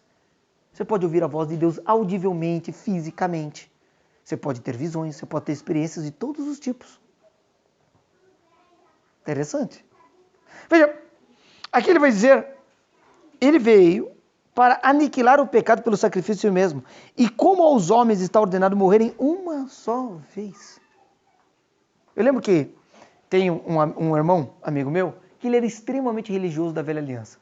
Então ele tinha dificuldade de conseguir se centrar. Ele tinha dificuldade de conseguir compreender. Ele compreendia naquele instante, daqui a pouco ele já tinha esquecido. Ele foi tão... A vida inteira dele, ele ficou tão dentro da velha aliança, que ele tem dificuldade de conseguir compreender o Evangelho. Aí ele já era batizado. Como ele cometeu muitos pecados, ele falou assim, eu não tinha consciência. Quero me batizar de novo. Eu falei, tá bom. Quer se batizar de novo? Batizo. Se você não tinha consciência, tudo bem. Aí eu fui lá, expliquei tudo sobre o batismo para ele, tal. Aí ele cometeu uns equívocos na vida, ficou debaixo de condenação. Eu quero me batizar de novo. Eu falei, meu Deus do céu. Daqui a pouco vou estar no 1000º batismo? Não tem lógica o negócio desse. O problema de você ter se batizado, esse batismo ser inválido, é se você não tinha consciência absoluta do que ele significa. Ou tivesse uma mentalidade da velha aliança. Estou me batizando para eu me justificar diante de Deus. Não tem nada a ver com isso. Se você batizou com esse tipo de mentalidade, você na verdade se circuncidou. Quer dizer, eu, pela minha justiça, me justifiquei diante de Deus. Agora, se você compreendeu que o batismo é você sendo unido na semelhança da morte de Cristo, isto é, você mergulhando para dentro daquilo que Ele fez por você, porque você creu. Não é você se justificando diante de Deus, é você mergulhando para dentro daquilo que Ele fez por você. É outra história. Para se tornar uma nova criação dentro dele. Aí tudo bem. Nova vida e tal. Não vou entrar em questões de batismo aqui. Aí tiveram alguns irmãos que falaram assim, eu quero me batizar de novo. Porque eu tinha uma consciência acerca do Evangelho absolutamente equivocada. E eu batizei esses irmãos. Engraçado que eles se sentiram leves no mesmo instante. Nossa, estava um peso, agora estou leve, o que aconteceu? Eu mesmo, eu tive etapas na minha vida em que eu fui extremamente religioso. E eu compreendi o batismo de uma maneira completamente errada. Então eu cria de uma maneira errada. Aí quando eu tomei consciência, eu falei, não, agora eu preciso me batizar com a consciência correta. E me batizei de novo. E impressionante, quando eu me batizei com a consciência correta, eu senti uma liberdade, um alívio. Engraçado que eu lembro quando eu tinha a mentalidade da velha aliança e eu passava o evangelho equivocado para as pessoas e as pessoas decidiam se batizar, eu batizava essas pessoas e não sentiam diferença nenhuma.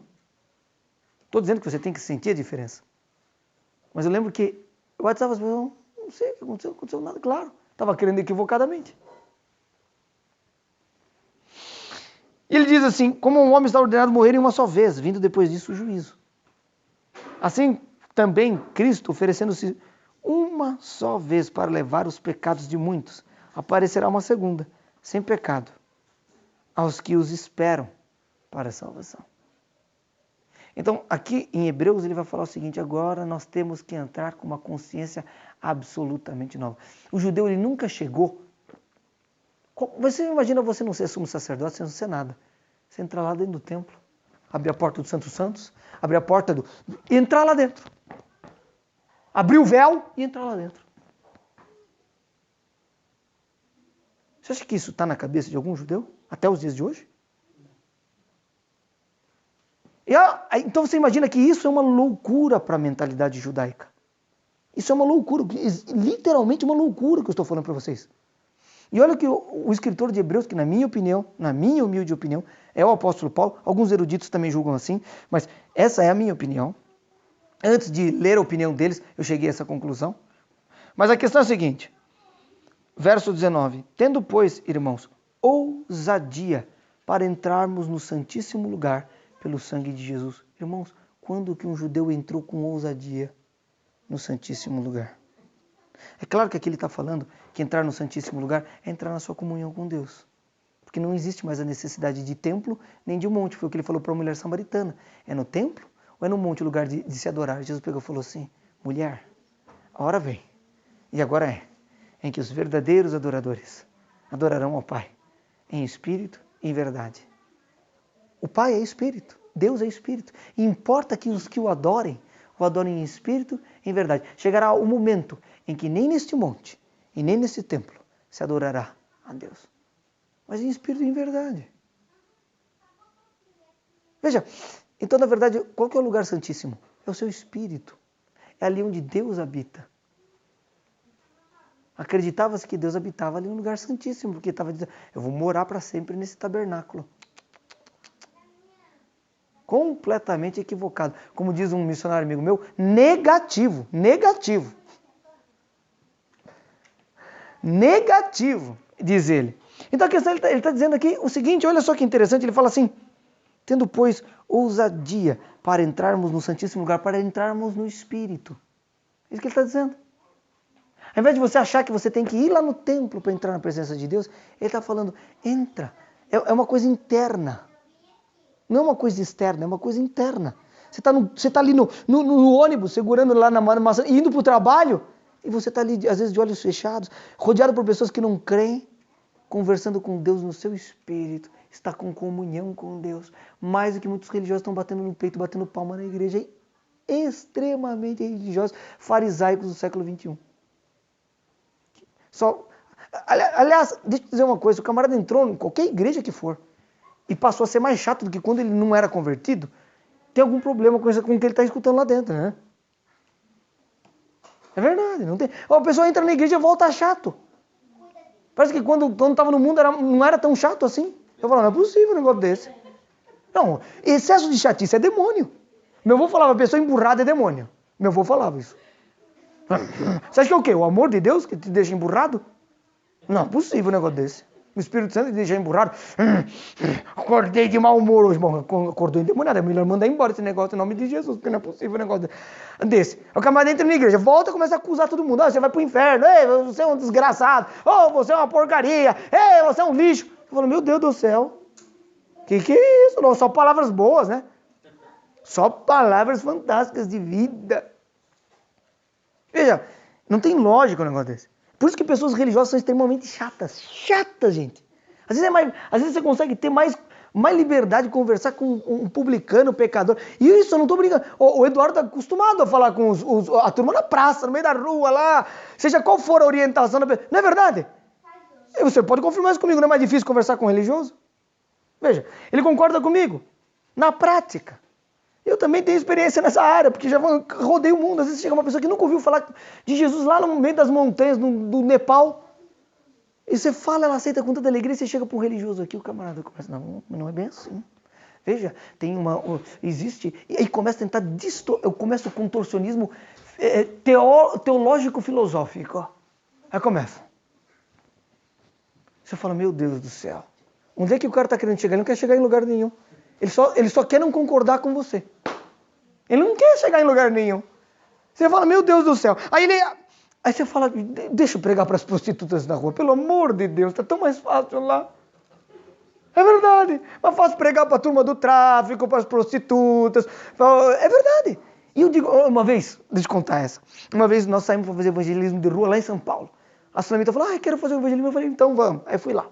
Aí chegamos lá, eu, minha irmã, mais não sei quem, fomos primeiro na frente de uma escola. Tentamos conversar, pensamos, vocês são tudo ultrapassados. Eu falei, meu Deus do céu. Tentamos, aí conseguimos conversar com o outro, nós tínhamos umas camisetas evangelísticas, então a gente fazia perguntas, a gente tinha uma certa estratégia para abordar as pessoas, foi muito interessante. Aí saímos de lá. Não tivemos resultado praticamente nenhum. Aí saímos de lá. Aí fomos numa universidade. Foi pior. Eu falei, que? Oração? Eu quero nem ver na minha frente esse negócio aí. Então, meu Deus do céu. Só que quando a gente foi até a universidade, a pé nós atravessamos uma rua onde tinham muitas prostitutas de rua. Aí eu fiquei meio revoltado, falei, Solomito, quer saber? Já que nós estamos com acompanhamento feminino, vamos voltar lá e vamos falar com as prostitutas? Pois onde nós recebemos a melhor aceitação do evangelho? Eu lembro até hoje, a prostituta olhou pra gente e falou, um dia eu vou estar fazendo o que vocês estão fazendo. Falei, que maravilha. Era tudo o que eu queria escutar. Mas os universitários são muito cheios de si mesmos. São os ricos de espírito, não são os pobres de espírito. Ricos de espírito. O pessoal na escola está cheio de professorzinho de história lá que já faz eles acreditar que eles são uma plantinha em corpo de homem. Aí começa com todas aquelas tontices. Essa que é a verdade. Veja, aí você chega lá para a prostituta e fala, puxa, isso aqui é uma oração? Puxa, estava esperando alguém fazer isso aqui. Olha, com certeza um dia eu vou estar fazendo o que vocês estão fazendo. Falei, puxa vida, perdemos tempo. Você vai na igreja, fala da verdade, fala como ter uma vida de vitória sobre o pecado, fala sobre a nova aliança. Isso aqui é um herege. Tudo bem então. Eu vou para os islâmicos, para os hindus, para o Raio Parta, para as prostitutas. E fazer o quê? Os crentes são muito espertos demais, eles não precisam de nada. Só que, infelizmente, deixa eu te dizer uma coisa, o mundo está cansado da religiosidade, não funciona, as pessoas que ficam pregando lá na frente, grandes pastores estão se matando de tanta justiça própria. Sabe o que acontece? O camarada fala pesado contra o pecado, ele mesmo não é livre. Aí o que acontece? O camarada começa a entrar. Daqui a pouco ele já caiu em adultério. Daqui a pouco ele traiu a esposa. Daqui a pouco a amante está com o pescoço com a faca no pescoço dele. Se você não me ajudar nisso, se você não me ajudar, não sei o quê, eu vou te denunciar. E o cara entra num negócio tão grande. Estou falando isso, religiosos, pastores que se matam. O camarada pega e fala assim, você quer saber? Melhor eu me matar, que pelo menos não dá escândalo. Ninguém precisa falar nada, o cara vai lá e tira a própria vida. Você acha que a nova aliança produziu isso? Veja, a velha aliança tem matado pastores. Quando eu falo que é uma coisa horrível isso. As pessoas não levam na dimensão que eu estou falando. A velha aliança, o pensamento veterotestamentário, ele é terrível para a igreja. Ele é literalmente homicida. Não só no espírito. Literalmente pessoas se matam por causa dessa porcaria. Veja, aí eles chegam aqui, mas se chamam de porcaria porque a Bíblia chama. Mas não é bem assim. Hebreus 7:18. Pois com efeito, o mandamento anterior é abrogado por causa da sua fraqueza e inutilidade. Ah, mas não falou que é porcaria, falou que é fraco e inútil. Bom, então vamos ver o que o apóstolo Paulo fala em Filipenses capítulo 3. Filipenses capítulo 3, vamos lá? Pois é. É mais do que porcaria. Veja, ele fala assim, se bem, verso 4, que eu poderia confiar na minha carne, quer dizer, na minha própria justiça. Carne para o judeu é justiça própria, guarde isso. Guerra da carne contra o espírito tem nada a ver com sua natureza pecaminosa, lutando contra a natureza espiritual, mesmo depois de se batizar. Não tem nada a ver com isso aí. Pensamento equivocado que impede os cristãos de verem uma vida de vitória contra o pecado. O batismo desfez o corpo do pecado, literalmente. Então, carne é justiça própria. A carne milita contra o espírito, quer dizer, a justiça própria milita contra a justiça espiritual que provém exclusivamente da obra consumada. A lei do espírito de vida em Cristo Jesus que me livrou da lei do pecado e da morte. Tem nada a ver. Aí o pessoal fala, não, porque se alimentar o leão preto vai vencer o leão branco, os dois estão dentro de você guerreando. Você fala, meu Deus do céu. Aí você acredita no leão preto, pela sua fé você ressuscita uma coisa que já tinha morrido com Cristo. Hein? Você vê como a nossa fé é poderosa, né? E te vence. Filipenses 3. Se bem que eu poderia confiar na carne, se algum outro julga poder confiar na carne, ainda mais eu. O que é carne para ele? Justiça própria. Olha só, agora ele vai descrever o que é a carne. Circuncidado ao 8º dia, justiça própria. Da linhagem de Israel, justiça própria. Da tribo de Benjamim, justiça. Hebreu de hebreu, quanto à lei foi fariseu. Quanto ao zelo, persegui a igreja. Quanto à justiça que é na lei, irrepreensível. Quer dizer, não precisa ser repreendido em absolutamente nada. Já vi pregadores dizendo, ninguém consegue cumprir a lei. Mentira. Paulo cumpria, o jovem rico cumpria. A lei de Moisés não precisa ser convertido para conseguir cumprir. Agora, a lei de Cristo é impossível se cumprir pela força do seu braço. Como é que você vai amar o seu inimigo? Como é que você vai perdoar 70 vezes 7? Pela força do seu braço? De coração? Você não vai fazer isso se não for pela fé. As leis de Cristo são impossíveis para o homem natural. Impossíveis. É outra lei. Veja, aí ele vai dizer aqui. É outra lei, isso está na Bíblia? Está, eu posso te mostrar. Veja, Filipenses capítulo 3, ele vai dizer aqui, ó. Quanto ao zelo perseguir, quanto à justiça que há na lei, fui irrepreensível, mas o que para mim era lucro, passei a considerá-lo por perda, por amor de Cristo. Sim, na verdade também tenho como perda todas essas coisas pela excelência do conhecimento de Jesus Cristo, meu Senhor, pelo qual sofri a perda de todas essas coisas e as considero como esterco, muito pior do que porcaria. Pegou todo o ensinamento que ele tinha na velha aliança, da lei, toda a justiça própria. E a palavra grega aqui, eu falei lá no culto, a palavra grega aqui, skubalon, skubal, do grego, é a palavra mais torpe do Novo Testamento, que transliterado mesmo para o português, certo seria dizer bosta. Desculpe usar esse termo. Cocô. Aí tem umas traduções que trazem refugo, para dar uma, sabe... Para dar uma... Não, é um vocábulo diferente, assim, para dar uma ajeitadinha, né? Para não ficar tão feio. Paulo falou, eu considerei tudo isso aí como bosta. Desculpa usar esse termo. Meu Deus. Nossa. Pois é. Eles têm que dar uma adaptada na Bíblia para deixar ela possível de ser lida muitas vezes em ambientes sacros. Mas se preocupe. Aí ele vai dizer o seguinte. O Velho Testamento tem palavras piores do que essas, viu? Literalmente palavrões, mas que não foram traduzidos da maneira certa. De momentos de revolta contra Israel, eu vou espalhar o esterco na cara deles. Não é esterco, não. É o sêmen do homem, e literalmente lá está Entendeu? Palavrão, entendeu? É isso aí que está escrito lá. Vou espalhar isso na cara deles. Mas não pode traduzir assim, tem que colocar outra coisa, vamos colocar esterco.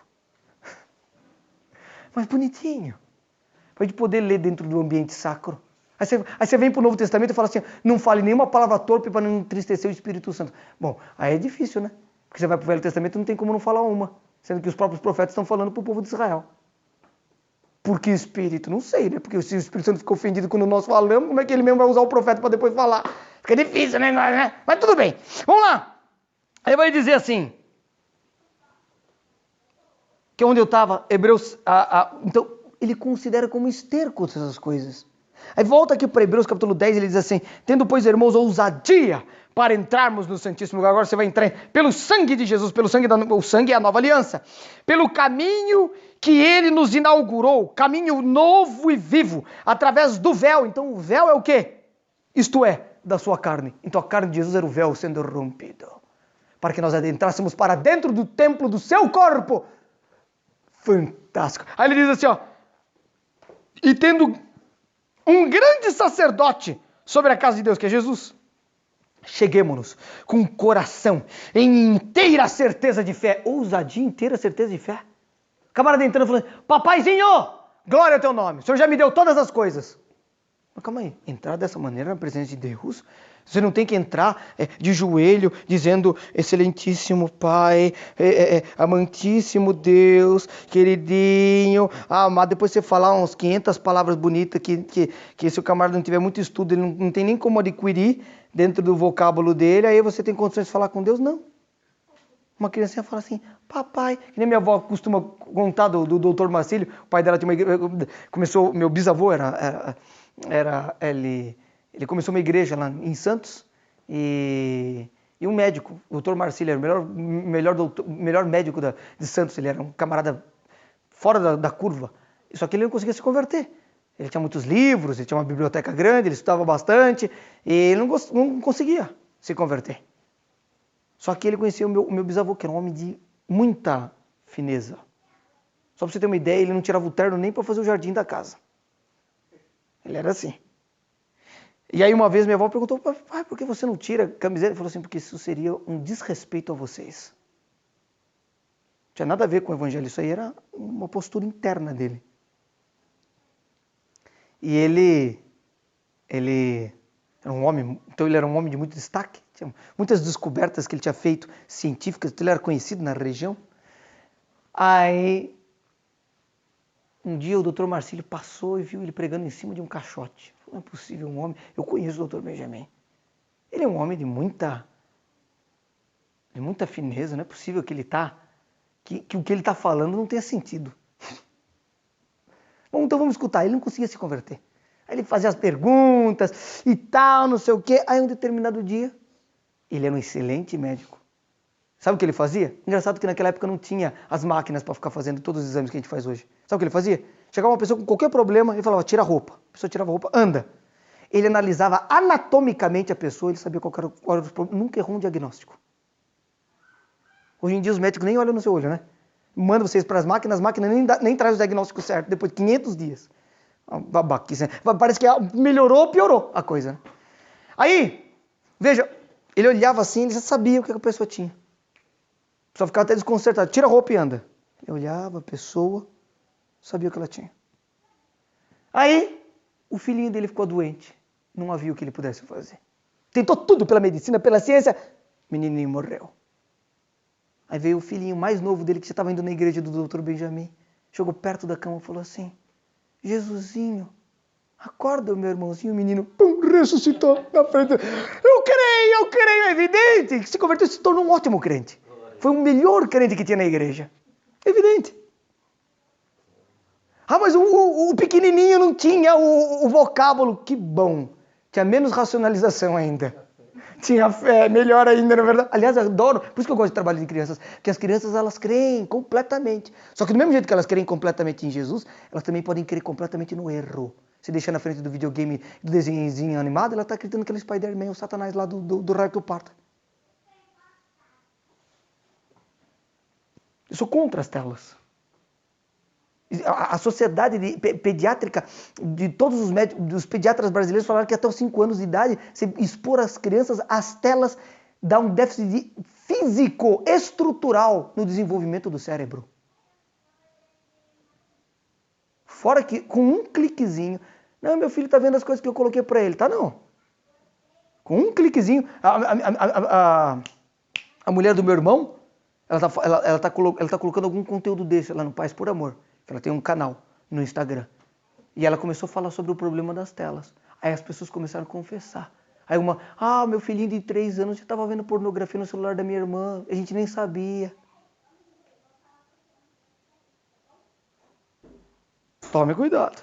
Depois seu filho fica endemoniado, você vem trazer para eu exorcizar. Pastor, missionário, ora pelo meu filho, eu não tenho que orar por você, retardado. Ué, é um negócio absurdo um negócio desse. Ah, tô com preguiça de dar atenção pro meu filho. Deixa eu deixar ele na frente do celular. Vamos ver o endemoniadinho daqui a alguns dias. Depois não sabe por quê. Devia estar recebendo influência de você, está recebendo influência da babá eletrônica. É babá eletrônica, o Satanás mesmo. E o que se encontra de bom ali? Não, deixa ele no aplicativo que eu quero. Ah, vamos ver se ele vai ficar só no aplicativo que você quer. Sou completamente contra as telas, gente. Completamente. Para crianças que vai mexer nesses negócios depois dos 18 anos. E olha lá. Se puder ficar sem, tá bom. Hoje em dia não tem mais como, né? Tem que fazer pix. Veja, ela diz assim, cheguemos-nos com o coração em inteira certeza de fé. Olha só, chega o coração purificado, lavado da má consciência e o corpo lavado com água limpa. Por que lavado? Não existe culpa. Eu sou perdoado.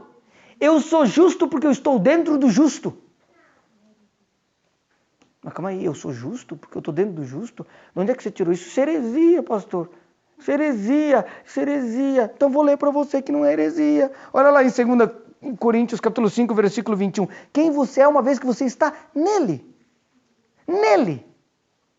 Fui mergulhado para dentro de Cristo, todos quanto fostes batizados, mergulhados, a palavra batismo é mergulho. Para dentro de Cristo vos revestistes dele. Agora que você foi mergulhado para dentro de Cristo ressuscitado, veja só, 2 Coríntios 5, 21, aquele que não conheceu o pecado, que é em Jesus, desde o momento que nasceu em carne, até o momento que morreu na cruz. Deus o fez pecado por nós aonde? Na cruz ele tomou os nossos pecados sobre si. Para que nele agora, depois de ressuscitado, você é mergulhado para dentro dele pela fé, fôssemos feitos justiça de Deus. Quem você é em Cristo? Bom, se você é a justiça de Deus é uma miserável pecadora? Veja, quando você começa a orar, você já é um cristão, você já creu, você já passou pelas águas batidas, você já morreu, tal, com Cristo, já ressuscitou com Ele, está sentado nas regiões celestiais. Aí você começa a sua oração assim: Deus, eu sei que eu sou um miserável, eu sei que não presto para nada. Sabe que você está cometendo um pecado? A sua oração é um pecado? Não é bem assim, me mostra na Bíblia. Pois eu também mostro. Mostro sim. Romanos 14, 23. Cada uma. Você sabe o que é a palavra pecado do grego, utilizada aqui no Novo Testamento? É a palavra harmatia, que significa literalmente errar o alvo. Quem é o alvo? Prossigo para o alvo, diz Paulo. O que é errar o alvo? Errar a Cristo. Errar a nova aliança. Errar a cruz. Como errar a cruz? Romanos 14, 23. Mas aquele que tem dúvidas, se come, está condenado, porque o que faz não provém da fé. E tudo o que não provém da fé é pecado.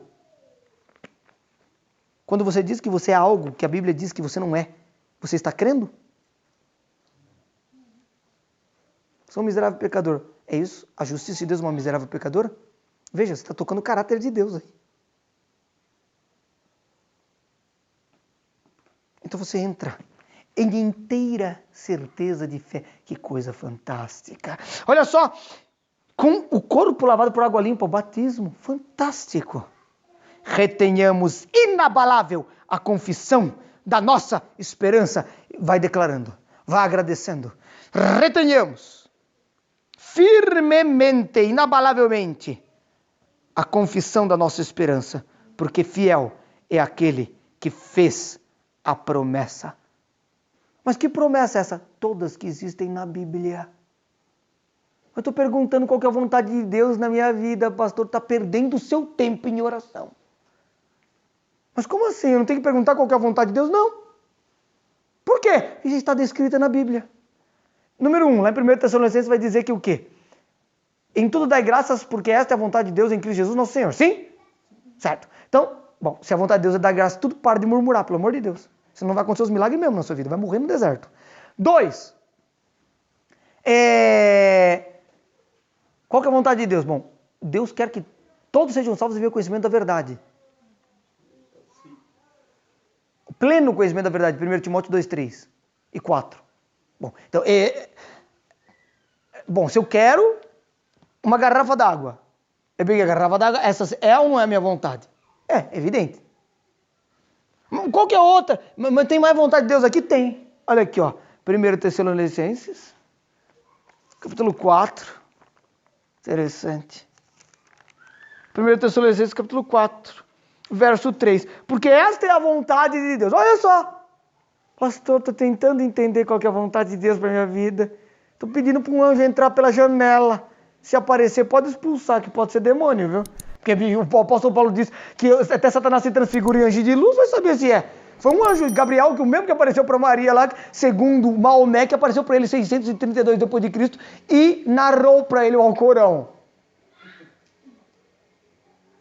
Foi o anjo Moroni que apareceu para Joseph Smith e ele fundou o mormonismo com poligamia e tudo. Gente, é cada coisa que você vê, você fala, meu Deus do céu.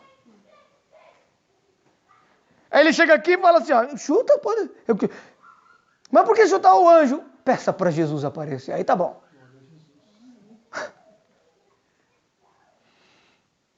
Onde que eu estava? 1 Tessalonicenses 4, até perdi a linha, fiquei com raiva de Satanás. Olha lá, 1 Tessalonicenses capítulo 4, versículo 3, porque esta é a vontade de Deus. Qual? A saber a vossa santificação, que vos abstenhais da prostituição. Prostituição, o que é isso aqui? É porneia, do grego. O que é porneia do grego, pastor? Uma lista boa, deixa eu ler para vocês aqui. De onde vem a palavra pornografia, né? Pois é, só que a pornografia é ultrapassada, porque era no momento em que as pessoas liam acerca de sexo, isso já era pornografia. Hoje não tem mais nada a ver com grafia, pornografia, grafos, de onde vem escrever a respeito de. Hoje é praticamente um voyeurismo, assistir à prática. Veja, quer ver? Deixa eu mostrar aqui para vocês o significado. A lista é grande, hein? 1 Tessalonicenses, capítulo 4. Nossa, então eu quero saber qual que é o significado Nossa, mas não pode falar sobre isso hoje. Não, sinto muito. A 1 4, prostituição. Que vos apresenta a prostituição. Olha só o que está escrito aqui, ó. Porneia. É relação sexual ilícita, adultério, fornicação, homossexualismo, lesbianismo, relações sexuais com animais, zoofilia, evidentemente, relação sexual com parentes próximos, relação sexual com homem ou mulher divorciados, adoração de ídolos, porque, mas por que isso tem a ver? Sabe o que isso tem a ver? Existia um deus chamado Dionísio entre os gregos, que entre os romanos foi chamado de Baco. E este Baco era o deus, Baco, era o deus do vinho e do sexo. Então, nas bacanais, que eram festas pagãs, as pessoas comiam e faziam sexo, era adoração ao ventre. Por isso era uma idolatria a um deus existente na antiguidade. Interessante. Olha só, então, a idolatria olha só, adoração a ídolos, da impureza se origina na idolatria, que se incorria ao comer sacrifícios oferecidos aos ídolos, olha aí. Aos ídolos a quem? Evidente que é esses. Interessante que os habitantes têm a da prostituição. Hoje o que manda no mundo é porneia. Sabe por quê? Porque a pornografia está no... Uma vez eu estava em oração, isso foi eu estava no centro de Zimbábue, eu falei, Jesus, o que está acontecendo? E Deus me mostrou que todos os filhos dele já tiveram envolvimento com pornografia. Porque a nossa geração é uma geração que toda já foi exposta a esse tipo de conteúdo em algum momento. Então todo mundo é marcado pela cultura pornô. Então os filmes trazem o quê? Pornografia. As séries de televisão trazem o quê? Pornografia. Tudo. E aí as pessoas... Qual que é o problema da pornografia? Você não gosta? Não. A questão é a seguinte. O problema é você achar que aquilo é normal. Que naquilo está a felicidade. Que dentro do desconhecido você vai se satisfazer. Aí você acaba que você não se satisfaz com nada. E as pessoas que são viciadas em pornografia se casam e continuam viciadas em pornografia. Não largam. Não tem isso. Não vai largar. E depois ainda vai querer transformar a esposa dele numa atriz pornô do lar. E vai começar a enxergá-la como um objeto. E isso sim é um problema.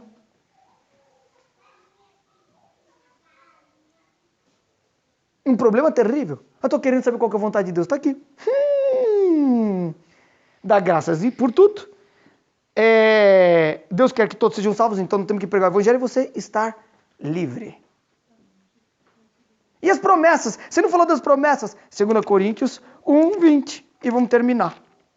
Eu nem sei mais que oração, meu Deus do céu. Deixa eu ver aqui. 2 Coríntios 1, 20.